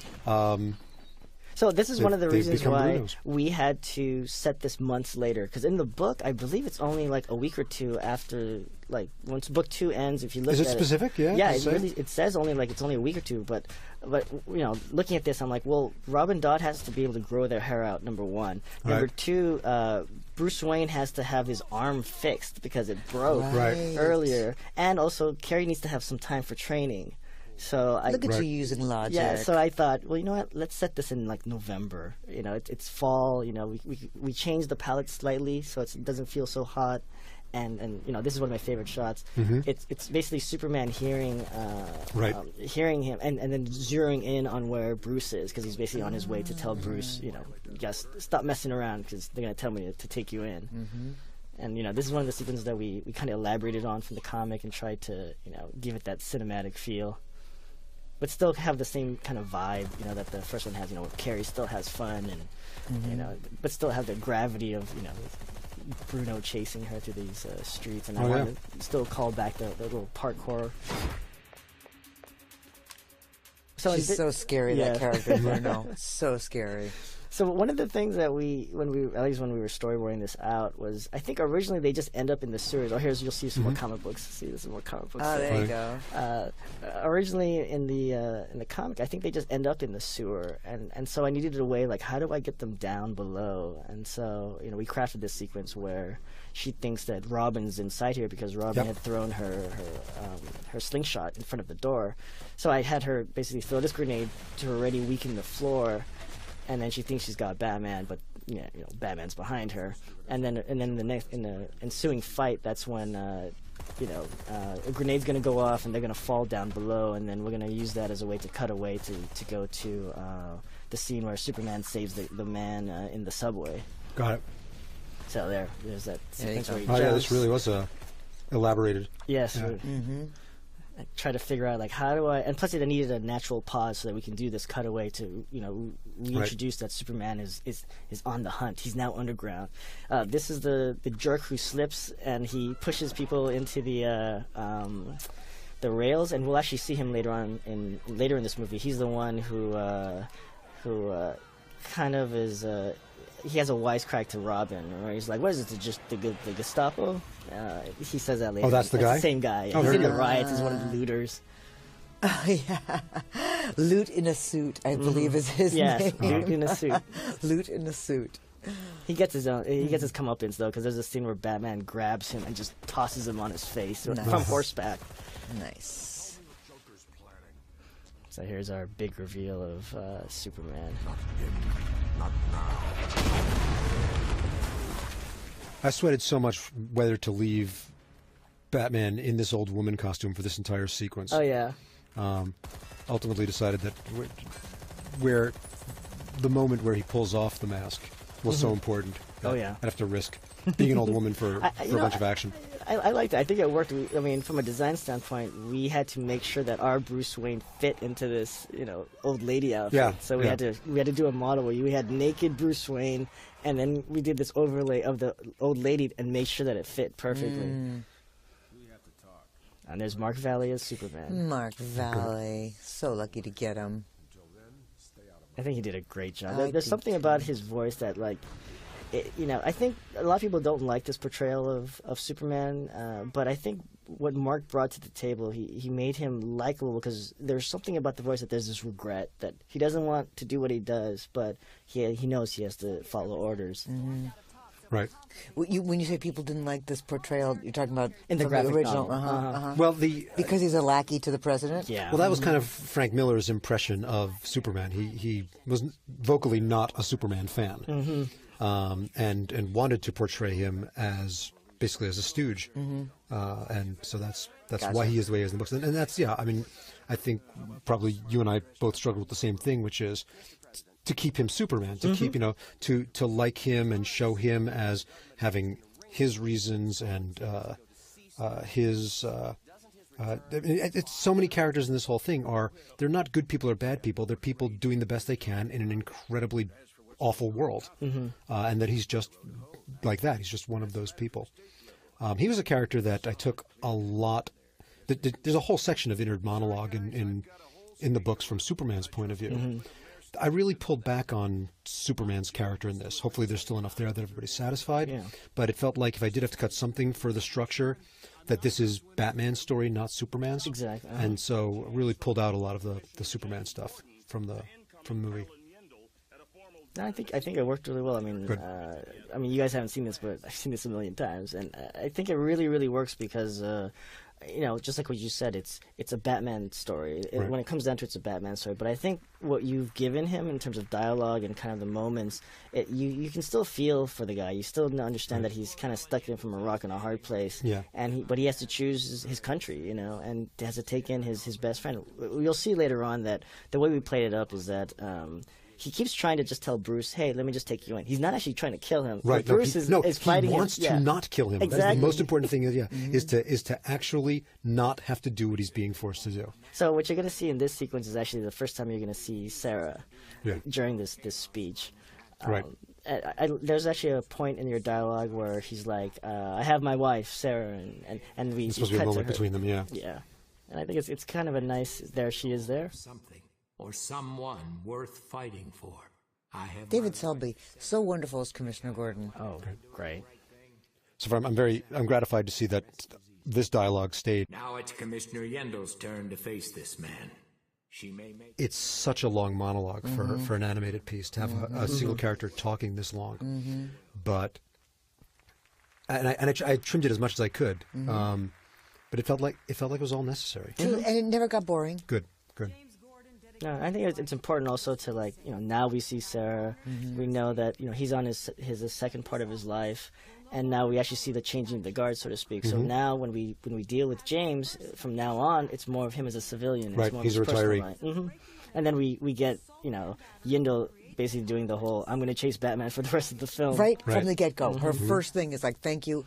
I'm going to get Batman. This is my favorite scene. So this was bordered by Lauren Montgomery. Oh, great. And she wanted this because she's like, I want to do Superman in a right pirate shirt and butterflies. Yep. And I wanted to do this bald eagle. The man said. Oh, that's funny.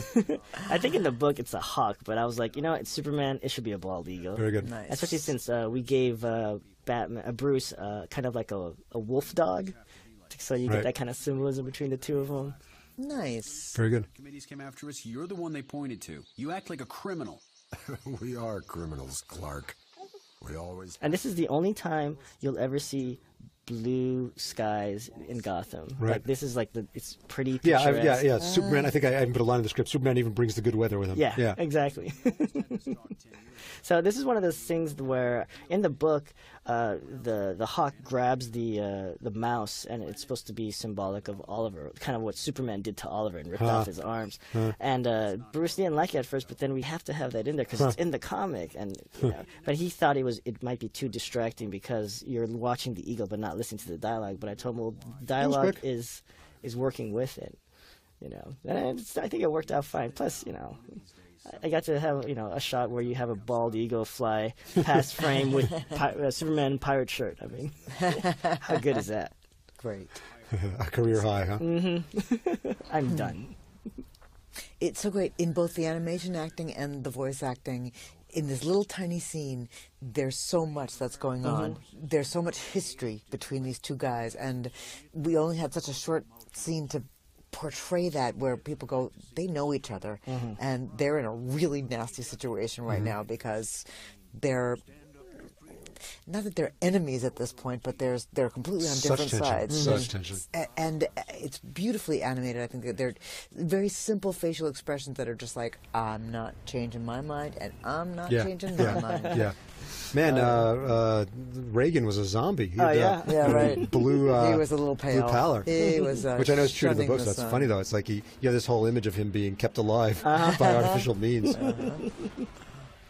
Well, when you think of Cold War, you think of Reagan. So, so this is one of the sequences we had to like elaborate on, because I think in the book it's just one splash. Again, it's a page. splash. It's the Action 1 cover splash. Yeah. It's kind of funny when you watch this, because what happens is that Superman flies off screen, but you see these U.S. soldiers run by, but one of them is holding an American flag, but nobody runs with an American flag in war. Yeah. But in order to make it clear to the audience, I had to make sure that, They're okay, those are Americans. And Yeah. you wanted to mention about the voice? I do. Go This for is it. Conan O'Brien, who came to play with us as Dave Endocrine. Oh. And we were so lucky to get him. He was doing another project with Warner Brothers at the time, and so we had connections with him, and he came in and recorded it, and he was just great. And you'll see that there's a scene later where he has some serious acting to do, voice acting to do, and he does such a terrific job. And we were all so impressed that he was able to do something very technical. I'll point it out when we see it. Okay. But there's something very technical he had to do that many voice actors wouldn't have been able to pull off, and he does a terrific job of it. Oh, yeah. And I haven't mentioned the actor who plays Alfred. His name is Michael Jackson, and everybody always laughs when I say that. But he's Michael Jackson from radio, very, very well known. And he was so wonderful as one of the Guardians in one of the Green Lantern. Oh, yeah, he was the main guy. Emerald Knights, was it? Yeah. And he was one of the He was Guardians. Ganthet. He was Ganthet. And I loved the working experience. And so when we were getting ready to cast this, I brought him up for this role, and everybody was on board with it. And he was so happy to be a part of it. And he does that sort of glib, yet you don't dislike him for his how sharp he is. In part one, when he's talking to Robin and saying, you're getting in the way, young lady, and is yelling at Bruce. There could be the potential for us to not like Alfred. Exactly. And you have to like Alfred. Yeah. You gotta like Alfred. He's got some good lines in this, though. Very good. I remember in the screenings, a lot of laughter was from a lot of his lines. Yeah. So here we're leading up to the big showdown between Batman on the roof and fighting the cops, because Joker's making his appearance in the Dave Endocrine show.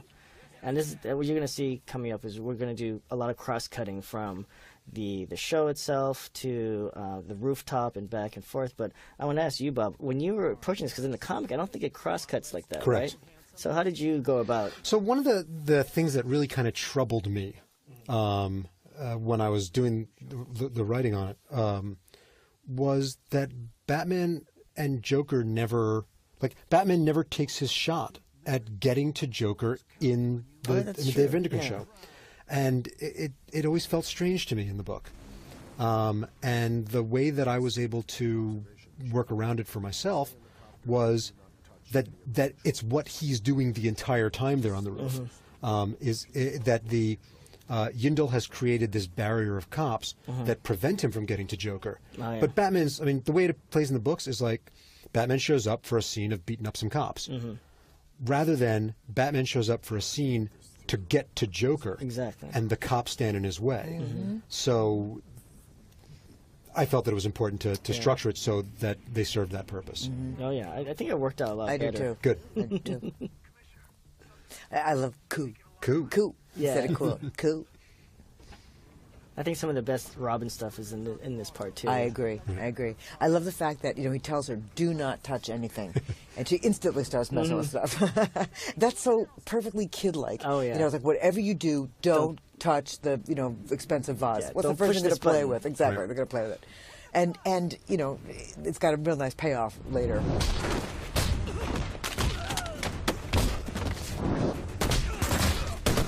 We try. Now here's the thing: people are very bad with guns. Yes, yes, I mean, they're really bad shots. But one of the things we wanted to do on this sequence is because we already had a rooftop sequence with gas in part 1. Right. So when I was approaching this, I wanted to make this a little bit more montagey, but it's just Batman going in and out of the smoke and taking out these cops because he's trying to basically find an entrance to get down below, but the cops have it just covered. And so what turns out to be originally a plan to get to Joker turns out to be him trying to just escape out of there because there's just too many cops. Right. Some great lines here. Oh, and this is where we go into the Dave Endocrine show, and Conan just does a brilliant job on this. And one of the things I want to do in terms of directing, I wanted to shoot this as if it was a talk show. So we do a 3-camera setup until there's going to be a moment later on where we're going to change it and start to shoot it like it's a horror film. Oh, neat. Yeah, you'll start to notice that. Now, one of the things, like here, is straight from the comic. We want to keep him as dark as possible. But this in the comic book, Joker goes through a lot of different outfits. But what I told my crew was I like him in this zoot suit. Like, let's keep, because to me, that was just the funnest part. Like, to me, I like the fact that Joker's so, like, his fashion. He doesn't care what the fashion is. He's like, I love this zoot suit. I'm gonna stick by it. And then we're going to be cross-cutting back and forth with Batman fighting cops.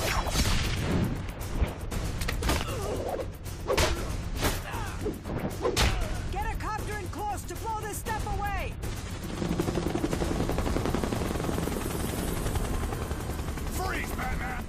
So, like, this is one of the few times you actually see the SWAT cops. I like this sequence. She just opens fire on him. Yeah, she opens fire on him, because remember... She's not arresting him, she's just shooting at him. Exactly. In her mind, she's not trying to take him in. She's just going to take him out. Wow.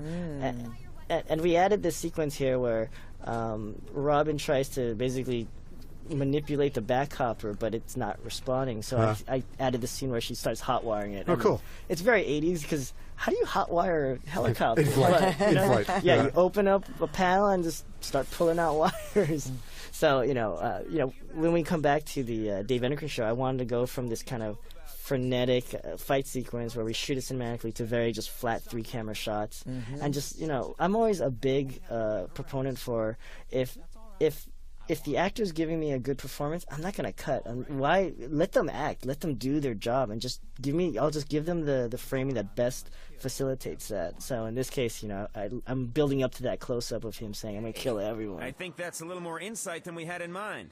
It's okay. He doesn't really mean that. Wolper's great. He's still trying to cover. His ego is so great. Yeah. He's just I love, full of himself. It's such a fun scene to write because you've got basically two egomaniacs. Enormous narcissists that one of them is getting annoyed that he doesn't have the spotlight because the other one's stealing it. Right. Oh yeah. Right. I love that you kind of know something's going to happen, but you really don't know what really is going to happen here. I mean, just with Joker with a coffee cup, you already know that there's something bad's going to happen. He's thinking, But you don't really know how bad it's going to get. That was tricky. So the and there you go. Awesome. So from here on out, if you notice, it's all going to be like Dutch angles, shooting a very like horror film like. They come bursting through the door. Coming up with the coffee cup was something that I had to come up with something new there because in the books there's the Dr. Ruth Westheimer character, so Dr. Ruth Weisenheimer. Right. So was there any talk of putting like she was Dr. Phil or any kind of like more current? Or did we just actually do it? Well, it wasn't. I don't think it was an issue of it being dated, but first, I'm actually not even sure. It was in a draft, and maybe it felt a little too jokey. The name Weisenheimer, so I didn't want him. I needed a new way for him to kill Wolper. As actually in the books, he never kills Wolper. Wolper just dies with the gas. And that didn't feel right. You really wanted him to kill Wolper. Oh yeah. And so it was a question of like, okay, well, what props do I have on a talk show set? And I originally went with the ubiquitous pencils, and then somebody reminded me, well, that was important in Dark Knight, so maybe we don't do it with pencil. Oh yeah, the pencil disappearing. And then came up with the coffee mug. Oh, yeah. Actually, I wanted to ask Andrea. You want to mention? Yes. What was the Dave Endocrine? Just right there, because the laughing gas the Joker uses makes people laugh and then die. You have to do that transition of laugh, laugh. You have to do a build. You can't just go into intense laughing. You have to do a build, build, build. And he's been holding his breath. That's what that shot is, clearly, is he's holding his breath, trying not to breathe. He can see that's happening to the audience. They've been all being killed by this gas. So he's holding his breath, and then he takes his hand away and begins that slow building laugh, building laugh, building laugh, intense, maniacal laugh. And then you just see his hand fall to the stage floor, and you know he's gone. Yeah. And it's just, I mean, that's a hard thing to do, to portray. You have to act through a laugh, and that's what he did so successfully. They were all like, yeah, he did it in one take. That was the first, and I think only take we did of it. Right. And that's, I remember when we were recording it, Andrea and Bruce look at each other and they're like, and I'm like, what? And they're like, you don't realize how hard that is. Like, it's like, really? You guys recorded so many Joker laughs over the year. Exactly. That's why I can say how hard it is. Yeah. Yep. Communications blackout for the 500-mile area. So now this is our I like this moment because it helps slow things down. We just came from a big, death sequence with a big fight sequence. And now this isn't in the book, kind of in the book. So this is where I wanted to, remind the audience that the Soviets are on the warpath now. Now, since the Americans have sent Superman to Corto Maltese, the Soviets are now sending even more troops. Something I wanted to kind of mention that it's kind of not super clear, but this is my interpretation of it, is that this whole World War III that's happening here in Corto Maltese, it's all Joker's plan for the most part, because the way I think about it is that Joker needed to set things in motion so that Superman is indisposed so that he can be alone with Batman for their final showdown, which is why he has like Elsie later on telling telling the senator to keep sending troops down there. I mean, it may not be super clear, but that was my interpretation of how to get Superman out of the picture. Yeah, for a because while. because I think if the Joker knows that in this new world that Superman is policing the world, that there's no way that he could be alone with Batman. Interesting. And that's why I think that part 2 is really all about Joker's plan. Even though Joker dies halfway through the movie, it's all of the end fight is really a repercussion of everything that he set in motion. So it's almost like he gets a revenge even after he gets his his one moment with Batman, his last last hurrah. Anyway, that's how I interpreted it. Another character here's let Selena. herself go. Yeah. Selena Kyle. She let herself go too. Again, Tress MacNeille.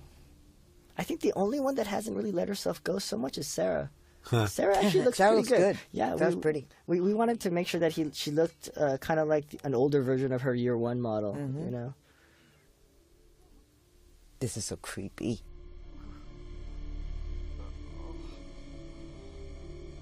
My help.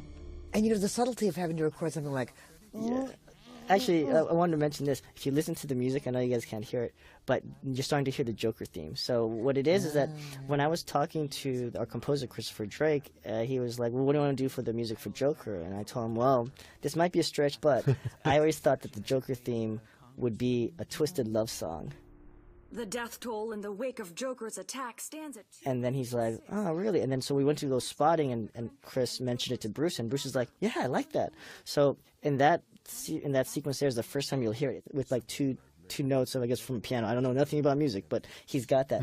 And the idea is this, which you'll see later on, and I'll probably talk through it, but the idea is that is what Joker's hearing in his head constantly, which is why it's driving him a little crazy. So later on when he's fighting, what I asked the composer to do is when he breaks his neck, the music stops. And it's silent. And it's really kind of creepy because then you realize, oh, that must have been in Joker's head this whole time, which is causing the mania, and it's building. And you'll see that when we get to the carnival sequence. It's behind every sound effect, even the music and everything that's building. It's that Joker theme throughout the entire scene, and it's great. I think it's brilliant. It works really, really well. And when we were working on this sequence, because that was the sequence I personally wanted to do myself, and I couldn't get a chance to it, but I really tried to steer it where I wanted it to be. But I wanted to do basically the end-all, be-all of all Joker and Batman kind of confrontations, And so when we were kind of coming up with the different moments, I really wanted to make sure that, Batman has no choice whatsoever, that he has to stop Joker. He has to kill him. I mean, Joker doesn't give him any chance, and so that's why, which you'll see in a bit, how we do it. Commissioner? This is another little funny kind of bit. This is Bruce Wayne in his Mission Impossible disguise as O'Halloran. But if you look at it, he's a big guy. It was a kind of a funny joke because what happens is that when he leaves and the real O'Halloran comes out, O'Halloran is like really thin. Oh, interesting. Yeah. See? He's a lot thinner and he's a lot... So Bruce's outfit is actually a really bad O'Halloran. That's funny. He spent all his money on the old woman costume that he was using in the earlier scene. Funny. So I know that's kind of fun. Originally, what I wanted to do was when Bruce shows her his badge, she's too busy looking at the bodies, and I wanted to do a shot where you kind of see what the badge is, but I wanted it to be like, you know, a library card. Like he just flashes it because he knows that no one's going to look at it. He just flashed, but we didn't have a chance to put that in there. But I always thought that was kind of funny. I like that idea. So here's the Selina Kyle sequence that we wanted to make sure that was in there, because if you asked anybody, it's the Selina Kyle dressed up as Wonder Woman. Yep. And in a bordello? Where are we? Well, this is this is actually Kyle Escorts. So this is the naughty rooms. This is in the back. Okay. But here's something that, you know, for fans to think about is like there's a shot coming up where as they're talking, Robin's gonna walk away and she's gonna step on cotton candy. Yep. You gotta ask yourself, what was Joker doing? What did the cotton candy do there? Exactly. Well, the answer is he wants Batman to find him. Yes. And you gave your interpretation of why he had the senator go out on the roof and rant. To me, it's all about him wanting Batman to find him. It's all about just, you know, creating some chaos, getting the news, because it's all part of the game for him. Exactly. It's just he wants the game to go on. So this is our first appearance of the Batwing. You actually see it here, or the Bat Glider. In directing her through this stuff, it would have been really easy to have her just be screamy, really girly screamy. But instead, you'll notice that her performance is really still strong. Even when she's falling, she's tough. And we spent a lot of time on that. Yes. Good soldier. Good soldier. There's so much trauma there. So much. So from right now, if you listen, and it's going to go on throughout. One of the things that I had to cut here was, I think originally we're supposed to imply that the kids die from the cotton candy. I think it was in the comic. But that was one of the scenes where I'm like, I don't want to kill kids. And I remember our board artist actually had a scene where you saw like a hat full go through. And we had that, but, you know, it really kind of... I wanted to build up, and it was just kind of ruining that moment, just because I know it was supposed to be like you said, like Batman when Joker kills children, that's the biggest thing for Batman. Yeah. But as you'll see coming up, you'll see why I ended up keeping the body count too much later, because I wanted to build a little bit more. Okay. And if you start off right off the bat killing kids, it's like, where do you escalate from there? I get that. That's true. So what you're gonna see here is basically my best attempt to try to do a sequence where Batman and Joker are going to meet for the very last time, and they both know it, you know. And this is the showdown. And this is the showdown. And originally, I think Bruce Timm and a lot of people were concerned about the kind of violence, because some of the things that, you know, was in the comic, which was, you know, Batman throwing batarangs in his eye, Joker running around, he's just shooting people indiscriminately. Yep. Those were some things that I thought about, like, oh, do I need to do that? But then ultimately the answer was, yeah, I need to do that. Good, I hope you do. and it really, it's showing that Batman is, you know, he's changing the rules. And there you go. Now that's Michelle. Yep, there's Carrie's Michelle. friend. Right. And there's Joker with the batarang in his eye and his shoulders. And he asks Batman, "Are you out of your mind?" Yeah, right. Yeah. About the pot calling the kettle black. Yeah. Exactly. But I love it how, like, Joker never even, like, after he gets the battering in his eye, doesn't even... He leaves it in there for a while. There's a scene later on where he's running away, and you'll have to kind of... He's pulling out... Right there, he pulls out one of the batarangs in his shoulder so that he doesn't have it anymore. And then we kept the scene where he grabs the kid and he punches the mom. And what I wanted to do here, this is my homage to, like, Enter the Dragon, you know, that kind of stuff, and just try to do as cool of a fight sequence inside this House of Mirrors, yeah. So you've noticed the music, it's quiet. I hear it now. Weird carnival music. You're the Joker, right? Bet Batman's gonna kick your ass. He's gonna have to go through you first. So this sequence was actually storyboarded by Sam Liu, who, again, was one of the directors. And I remember telling him what I wanted to do, and he's like, "Are you?" And so he came up with a lot of this choreography, and then later I had one of my other board artists, Brendan Clogger, come in and kind of spruce up the action here and there and pose out and really try to give this fight all the oomph that I needed to do.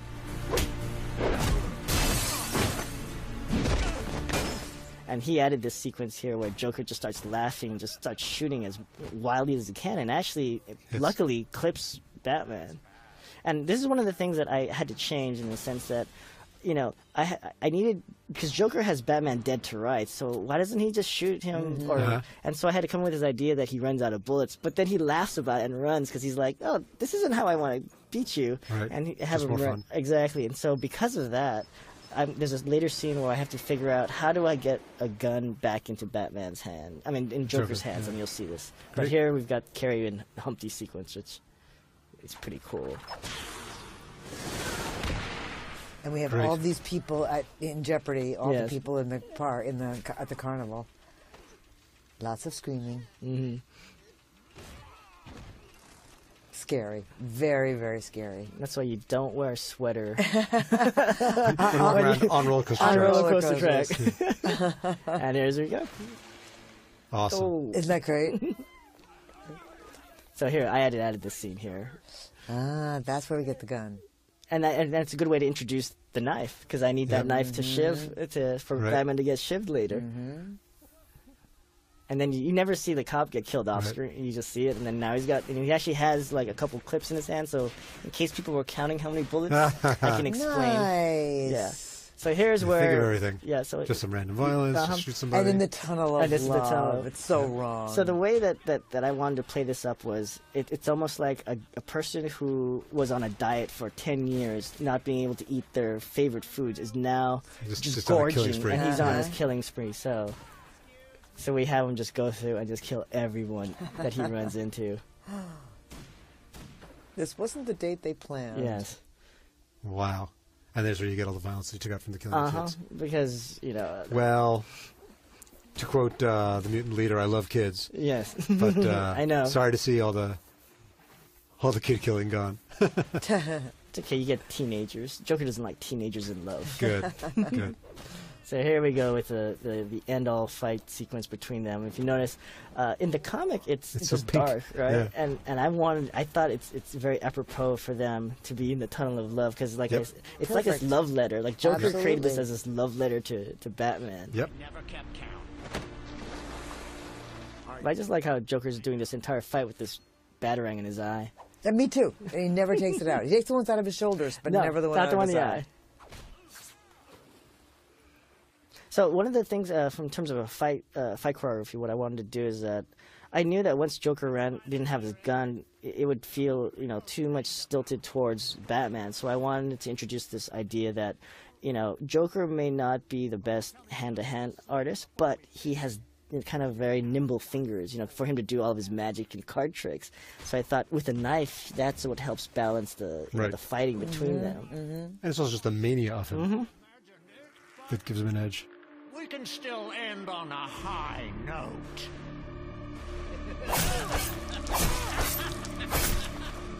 Just love how Joker's just crazy. He's really This is one of the things that I wanted to do. I remember I told Bruce, I'm like, that was the thing that I remember as a kid, was that Batman was choking Joker as Joker's shivving him. Yes. And I think there's a line in there's a thing where he's like, I couldn't get him to stop laughing or smiling or something, and he's just shivving him. Yeah. And if you notice, the music has stopped at that point. But as this dialogue starts to go on, we sneak it back. But now the notes are slower, because it's almost like it's emulating his heartbeat. It doesn't matter. I win. I made you lose control. I'll be quiet here and let you guys watch. Look how good he is, though, Michael Emerson. Yeah. For it. See you in hell. I did see that one couple did escape. Yes. That's nice. Nice we saved. Because they need to go out and tell people that Batman killed Joker. Right, exactly. And then he breaks his own neck. Yep. And Batman's bleeding. He's shot. He's been stabbed a bunch of times. But he sits down next to him. Yep. He doesn't like just walk out. He sits down right next to him. And he passes out. And this is another callback to a black panel that we introduced in part 1. That's to kind of leave it, kind of let the audience kind of settle, and then okay, now we got this problem where Yindel's there. She's gonna try to take Batman in, and Batman's like, I just had this big fight. Now I got to deal with you. Both of them this way. And this is Bruce's favorite part. Bruce Timm's favorite part is he's like, I love that I could do a spit shot. Yeah, the spit. Robin, call the copter. Locate my signal.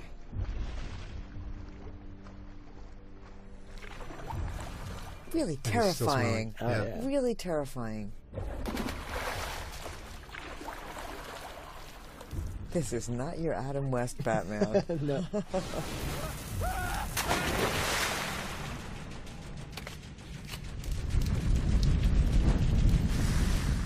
Because why? Why did he put him on fire? Oh, just to create panic. Okay. It's he's looking to throw these guys off their guard so he can get out of there. It wasn't a personal thing. No. Okay. No, at that point, Joker's just a dead body. Okay. It's just a tool. Okay. I didn't know if it was like the spit and then the one last thing. No. There's a detail in the books that he can barely fit his finger in the trigger guard on Yindel's gun. We're supposed to find him. If it isn't a cop, shoot it. She's tough. Yeah, she's great. I think Bob will like this because look, he can barely fit his finger. Oh, there you go. So we put that in there. Nice. And I like the fact that we made him a bad shot. Because he doesn't like guns. Yes. He's gotten old and tired. Stop laughing. That's great. So originally, I remember Bruce asked me in the mix, he's like, should we have a Joker laugh? And I'm like, no. I was like, I want it so that it's in his head. Just crazy. Yeah, he's in his head. Yeah, that's great. Yeah, I mean, I'm spending a lot of time. So let's see what you did with it. I'm kind of watching quietly, and I apologize for that. No, it's okay. But luckily, you're carrying it. I'm trying to be a little bit quiet in some of these moments because I don't want you to miss it. No, that's okay. This is for other people. Exactly. We'll get to watch it. We'll watch it later. Yeah. This is one of the sequences that we made a departure from the book in a sense. Right. We wanted to make this into another action bit because we've had this great hand-to-hand, and now it turns into the manhunt kind of thing. Well, it should be. Yeah, I think that was in the script too. That it should be a difficult escape. It can't just be that he then gets out the back door. And plus, this is a moment for Carrie to kind of shine. If you notice, the graphics here, I made it look very Terminator and RoboCop-esque the way that the graphics are. Because one of the things that my mandate was that it has to feel like the 80s kind of, so we couldn't do as slick graphics and kind of technology that we do for any of our other DTVs.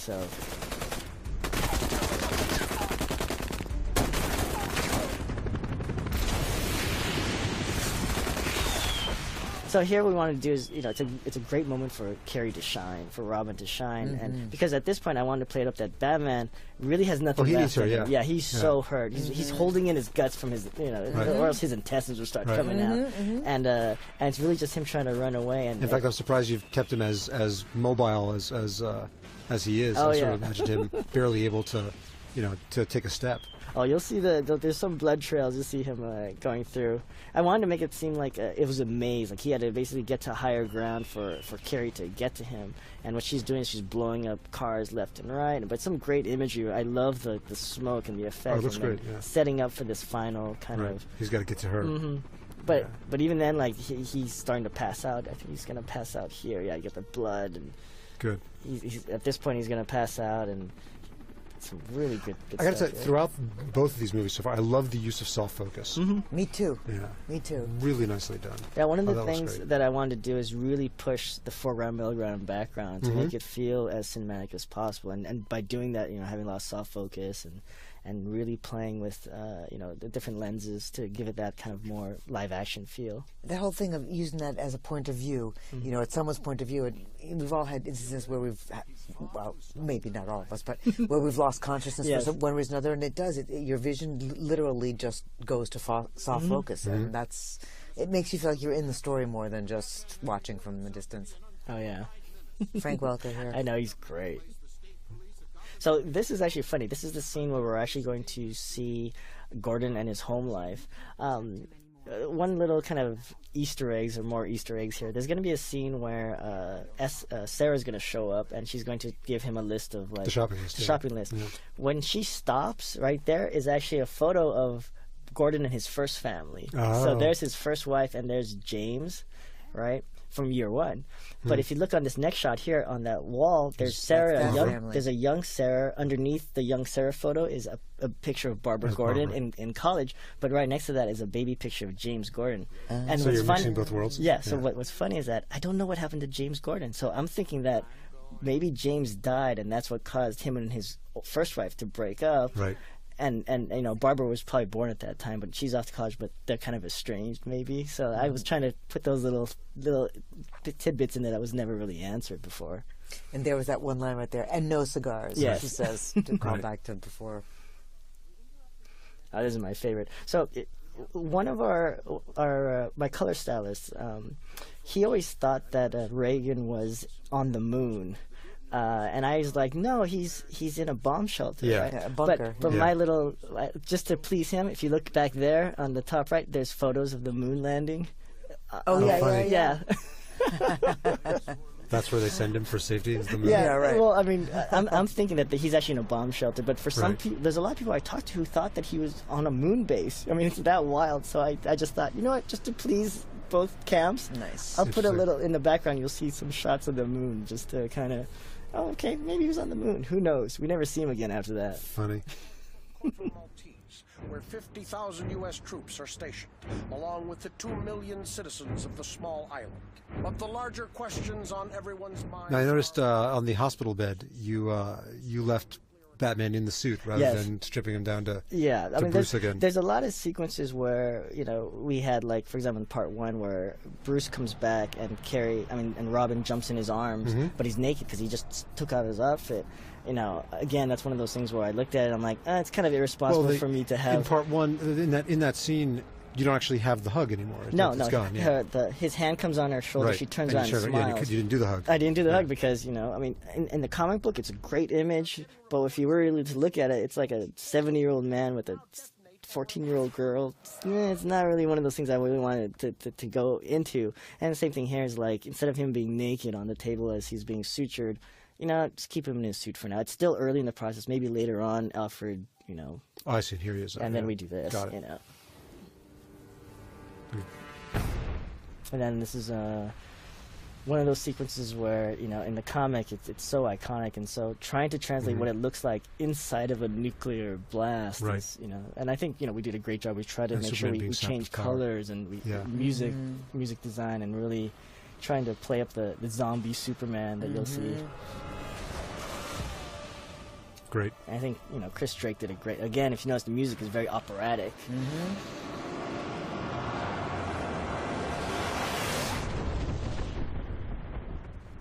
Yeah, so he's almost like a bomb himself there when he lands. The sound effects is almost like a bomb. So if you notice when he crashed... Looks very much like his landing when he was a baby. Exactly. And then when he crash lands there, I had to set up the sunflowers around because I needed him to touch the sunflower and suck the sun rays out of the... And so I had to set that up because in the comic it just comes out of nowhere. Like, where's this sunflower? And so, you know, we came up with this idea that he's sucking, like he's killing all the plants all around, getting the... absorbing the energy. And then again, this is my water motif. It starts to rain, and in this case, it's a rebirth for Superman. It's almost like Mother Nature, you know, a baptism bringing him back, and it's also kind of like a callback to what happened to Bruce in part one. What happened? Is he dead? No, he's quite alive. Appears the whole city's having an outage. So if you are kind of really paying attention, you'll notice that from when the big EMP pulse happens to the end of the movie, the music kind of changed from being this 80s synth electronica to a little bit more kind of traditional orchestra, almost like wind instruments and horns and stuff. The electronics are all dead now. Yes, the electronics are all dead. Clark, you let them... It's that kind of like subtlety that, you know, I think people will appreciate. What? What's happening? Sir, you have to rest. I love that he has no respect for Clark. That he's, you know, he's the only smart guy in the world. It's not even the smartest guy in the room. He's the smartest guy on the planet. Actually, I wanted to point something out.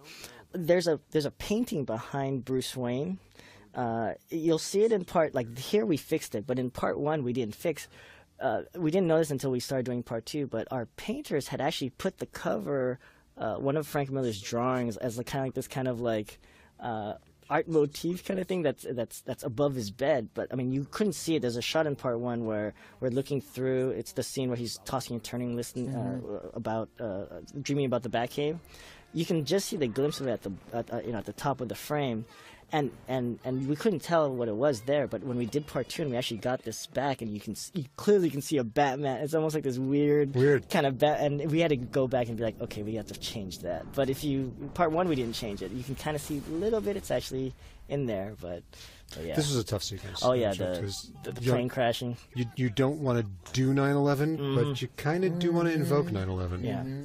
You don't have to feel it. Originally, I think it was in the script too, where he actually goes to where the plane crashes or whatever. He runs toward it because we said that he and Sarah in the apartment are toward it. But so what I ended up adjusting is that we try to get through those shots as fast as possible. We kept the panel of the shadow of the plane going through, but I used that as a way of the explosion off screen and then have him run, and then that's the transition, of course, how it is here, where we transitioned that to the Sons of Batman, basically in the same junkyard that the mutants were before, and trying to and this is where Batman shows up rallying them.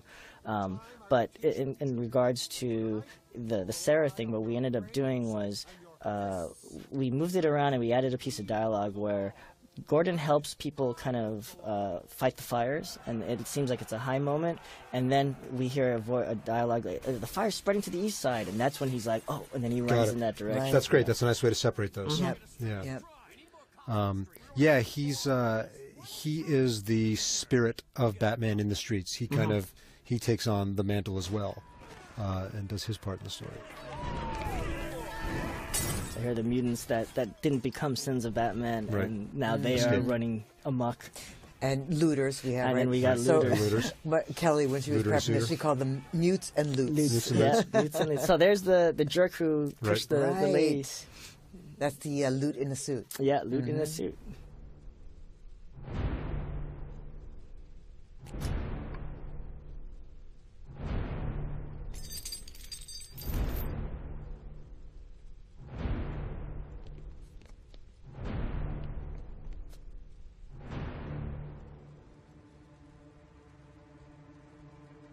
Slice and dice. So here's the moment where the looters and the mutants clash for who's gonna take over Gotham or rule Gotham. Who's gonna get to keep the stuff? Exactly, keep the stuff. That plane crash in the book, it actually does crash into the side of a building. Yeah, I know. And I didn't want to do that. Well, I'm also glad that you didn't do the random shootings that they had in the book. I mean, it's good that we didn't, because it wasn't part of the narrative. It's just kind of like a cutaway. So it's these people? You mean no, I'm talking about like the theater one and the guy in the Time magazine that goes out and he shoots at the restaurant. Right, the boxer. Yeah, the boxer guy who goes after his boss.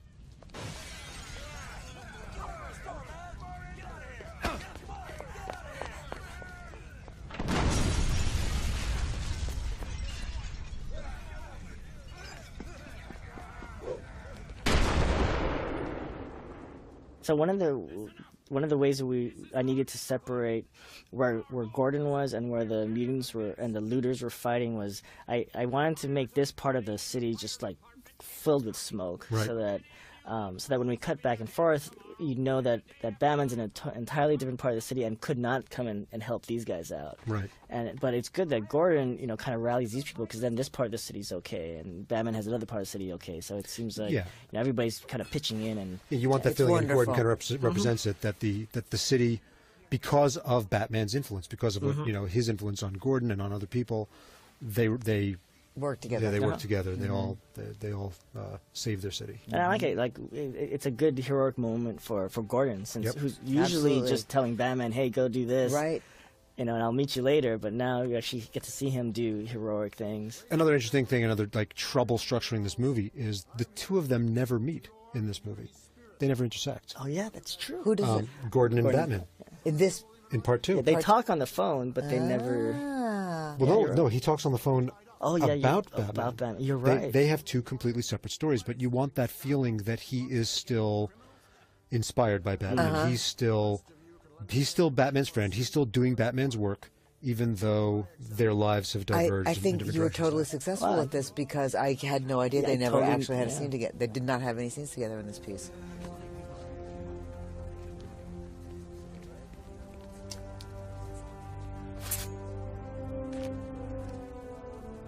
It's a good scene. The mutes and loots. He's still a jerk. Yeah. I'm suing. Good luck with that. He's just a jerk. Well, she's picked up riding that horse quickly. Mm-hmm. And here's finally the resolution of her arc. He's too big. So this is where we added firemen coming in to kind of help out. Even though the dialogue says the fireman department isn't coming, but we thought, you know what, they would be running down the streets. Yeah, you know. And plus, it's a good way to kind of close the sequence and let Gordon be able to run away. Yeah.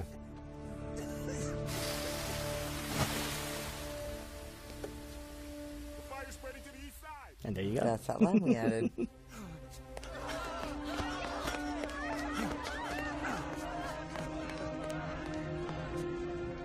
And then we build up to the blazing inferno. It's great fire. Yeah. Really good looking. It's funny, because this was animated kind of further apart from part one, the animation studio actually hired a lot more animators, and some of the scenes that we got were different. Like, we got fire that was done differently than we did in part one, so we had to remind overseas, like, hey, no, you have to keep it, because it's consistent. Yeah. So now, if you look at this, now it's nuclear fallout. It's nuclear fallout mixed with snow. And this is, you finally see the costume change for Lola. Yes. Right. Yes, new earrings, new outfit. It's November. There's no sun, and it's the coldest day of the year. I don't know what to wear. Now that was still August in the. Is that right? Yeah. Yeah. It was literally like 2 weeks. No, I remember her line or something like it's August. High noon in August. It's the coldest day of the year. Yeah. She hasn't changed her clothes though. No. Right. I think all of her shirts all say that. She's got one joke. That's also Tara Strong, by the way, the same one that played Michelle. You didn't put him on a Segway, huh?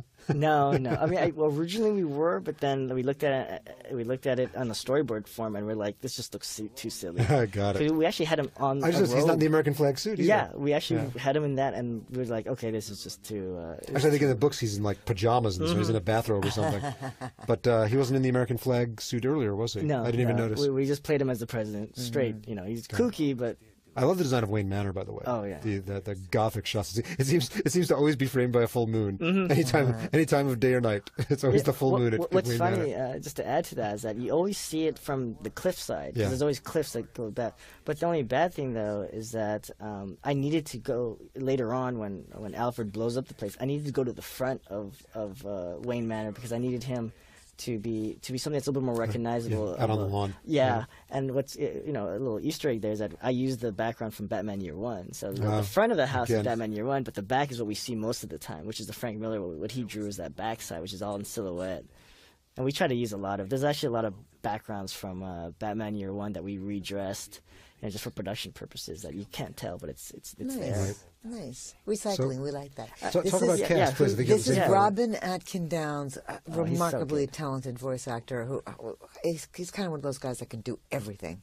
And he plays Oliver Queen for us here. And I knew nothing about this part of the story. This was all new information for me.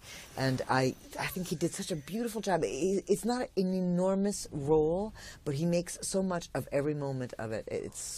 He's quite remarkable. You can tell that he's got this kind of like world weariness about his voice, which really comes out. And he's a relatively young man playing a much older man, very convincingly.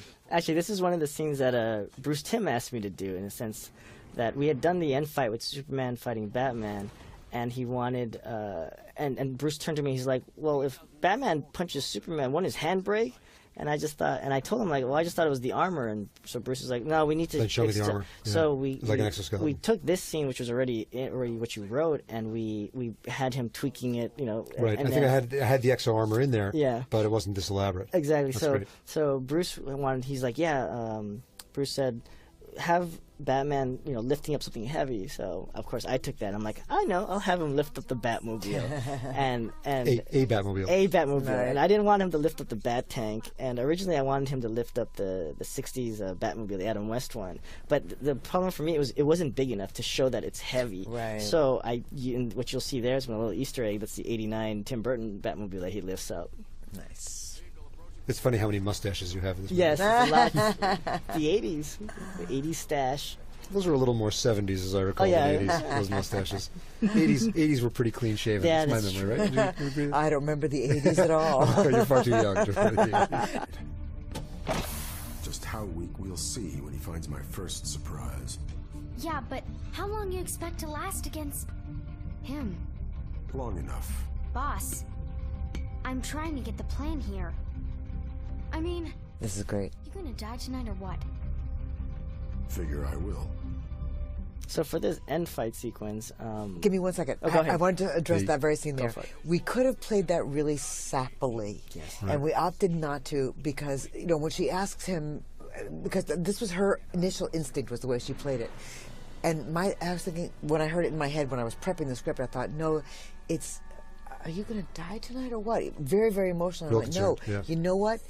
It plays better this way because it's not cold. It's just the relationship they have. They love each other. They do. Yeah. And it's like, so what's going on? Are you going to die?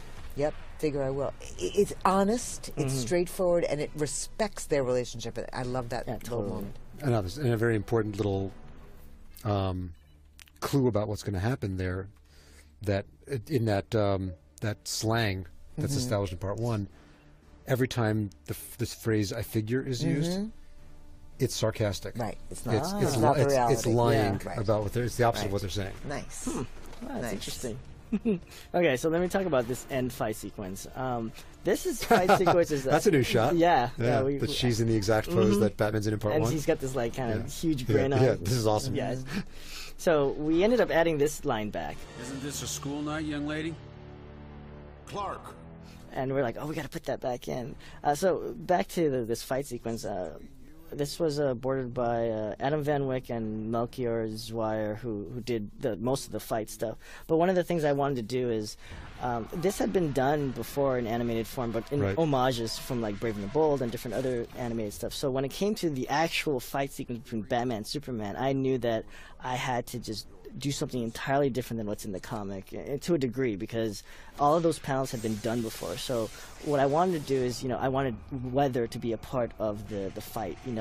There's one thing that people don't understand, that like by making the background feel a certain way, it changes the whole feel of the fight. So I wanted to keep the snow as this kind of symbolism in there, and to try to be true to what the flow of what Frank Miller had done, but at the same time bring in something new, because when people who watch this they won't be able to recognize this fight, because we do a lot of different things in there.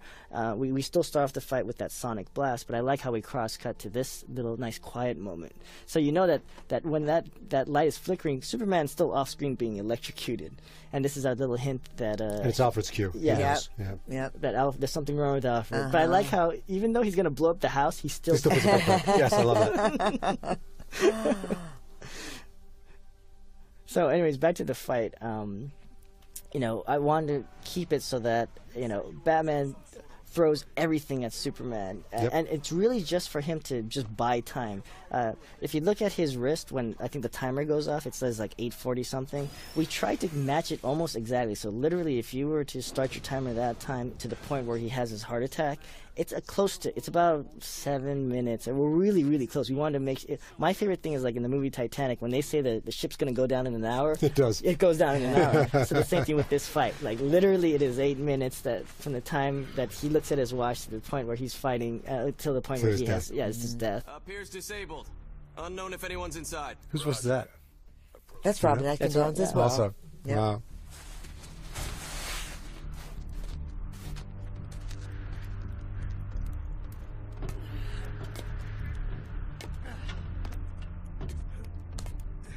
That bat tank is gigantic. Yep.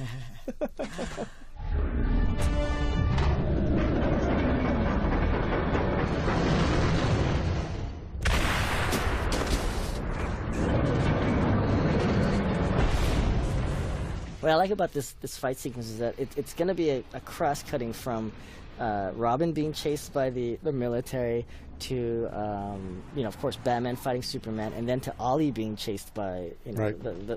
And it's just this the whole cross-cutting. pack together, yeah. So here I wanted to do a very 80s type of fight between these superpowers, so I wanted to do these cutaways of guys. Funny. Yeah, what's happening?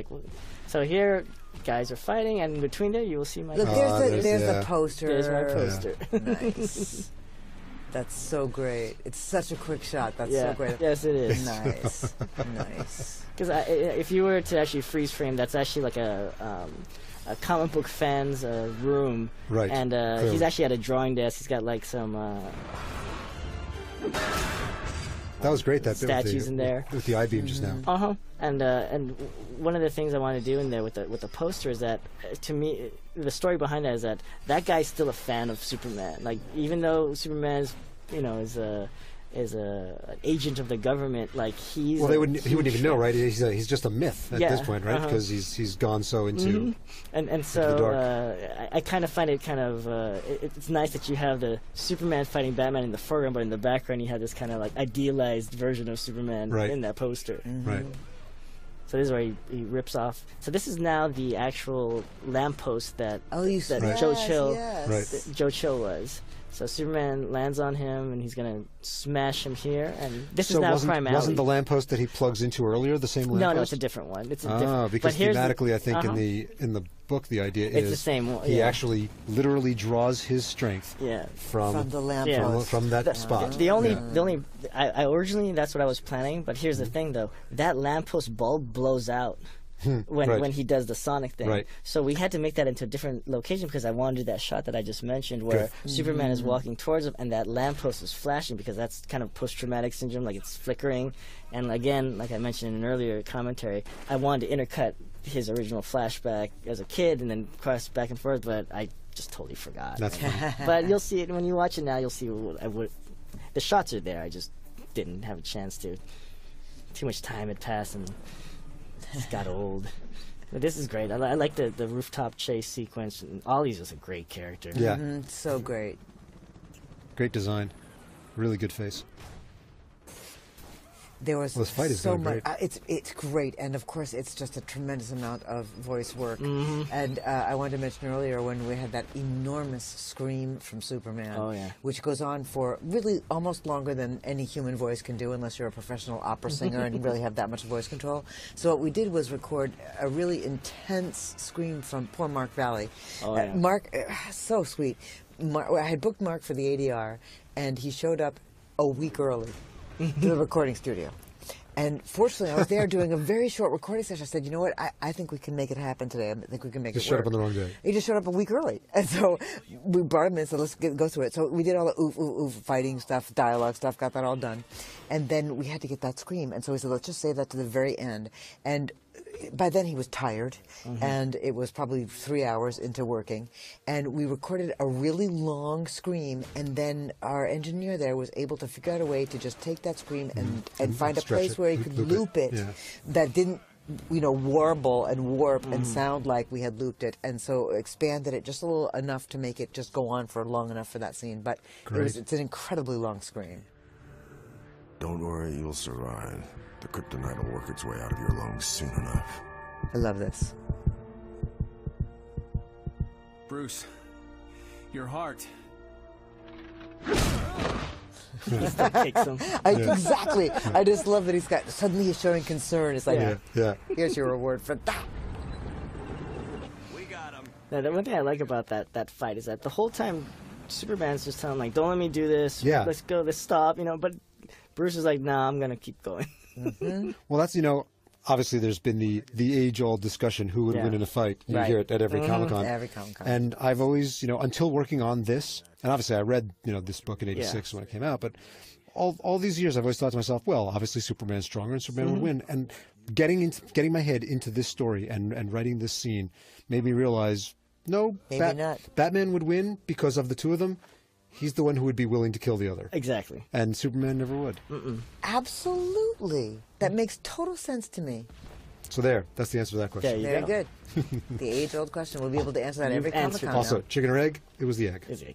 Glad I can help. So okay, there you go. That Just send letters to me. That was a year one background there. Got it. So I think originally in the book, it looks like he's by the cliffs or something, and I was like, no, he has to be on the lawn. He needs to be there. So sweet. When I told Michael Jackson, who played Alfred, that he was going to die, he said, I die?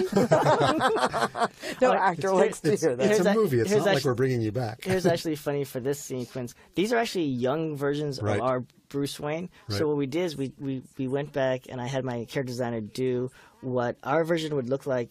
Aged down, but more tied towards the Bruce Timm Batman the Animated Series. So, it does look like that. Yeah. And then there's a shot of there with him with two ladies on either arm, and we used the model from Batman Year One. So it was Batman Year One. The one on the cover of the Time magazine is there's a Bruce Timm type of Batman, and that it fits really well. I love that Clark is still bruised up. Yeah. I have to see if you left a bit of dialogue in. For Selena. Oh, they all know each other. I love that. Yeah. All the old timers. Except for Gordon. Were you a friend? I think so. I honestly couldn't say. Sounds about right.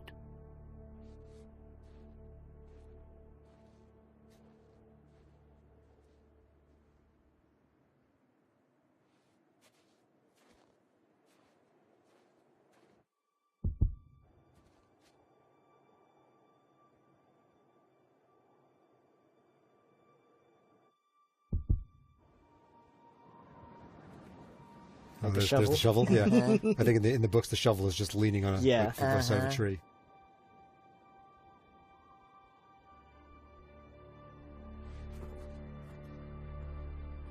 Very good. I'm glad you approve. So again, if you notice there's no snow. It's quiet. It's the pure whitest snow, as opposed to before it's nuclear fallout snow. You mean there's no snow falling? Is that what you mean? There's no snow falling. Also, the snow is pure white, whereas in the presidential rose garden, it's like the ashy snow. Right, like dirty snow. So that at his funeral is the only time you ever see pure white snow. Nice. I like how Robin's in her outfit, but the Bruce is like. Well, it makes perfect sense. He's done exactly being Batman, but she just got this gig. That's right. She's still enjoying it. And it makes sense. The Sons of Batman are still dressed as the Sons of Batman. Right. Starting now, I'm going to teach you everything. All of my ways. All of my secrets.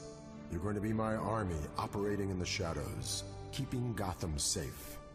And we're going to take as long as we need. Now do what Oliver says and get to work.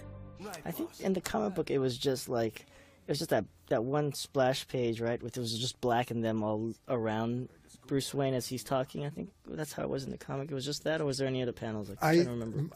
It's a little while since I've looked at it, but I think I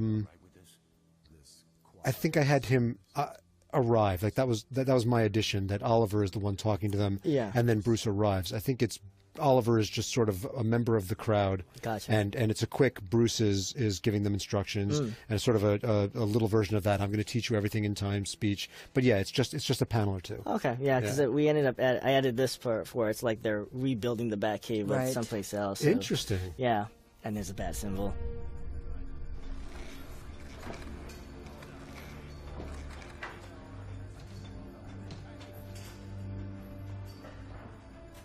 Good enough. Great. Nice. I can't wait for you guys to actually see this without over it. Watch it. Yeah. I'm looking forward to it. Yeah. But I hope everyone else enjoyed it. Oh yeah. It's just a great piece. It really is. Yeah, it's funny when me looking back at it at part one and then part two, I start to realize that how part one is it's a much smaller personal story, which is great standing on its own. But when you look at it in terms of what part two brings, which is a much broader, you see Corto Maltese, you see the president, it's a much bigger story. But at the heart of it is still Bruce's story, his through story. It's interesting. You've talked about that you see part 2 as the center of it really being about Joker's relationship with Bruce. My take on the 2 movies as one unified arc is that Bruce has a series of adversaries to fight.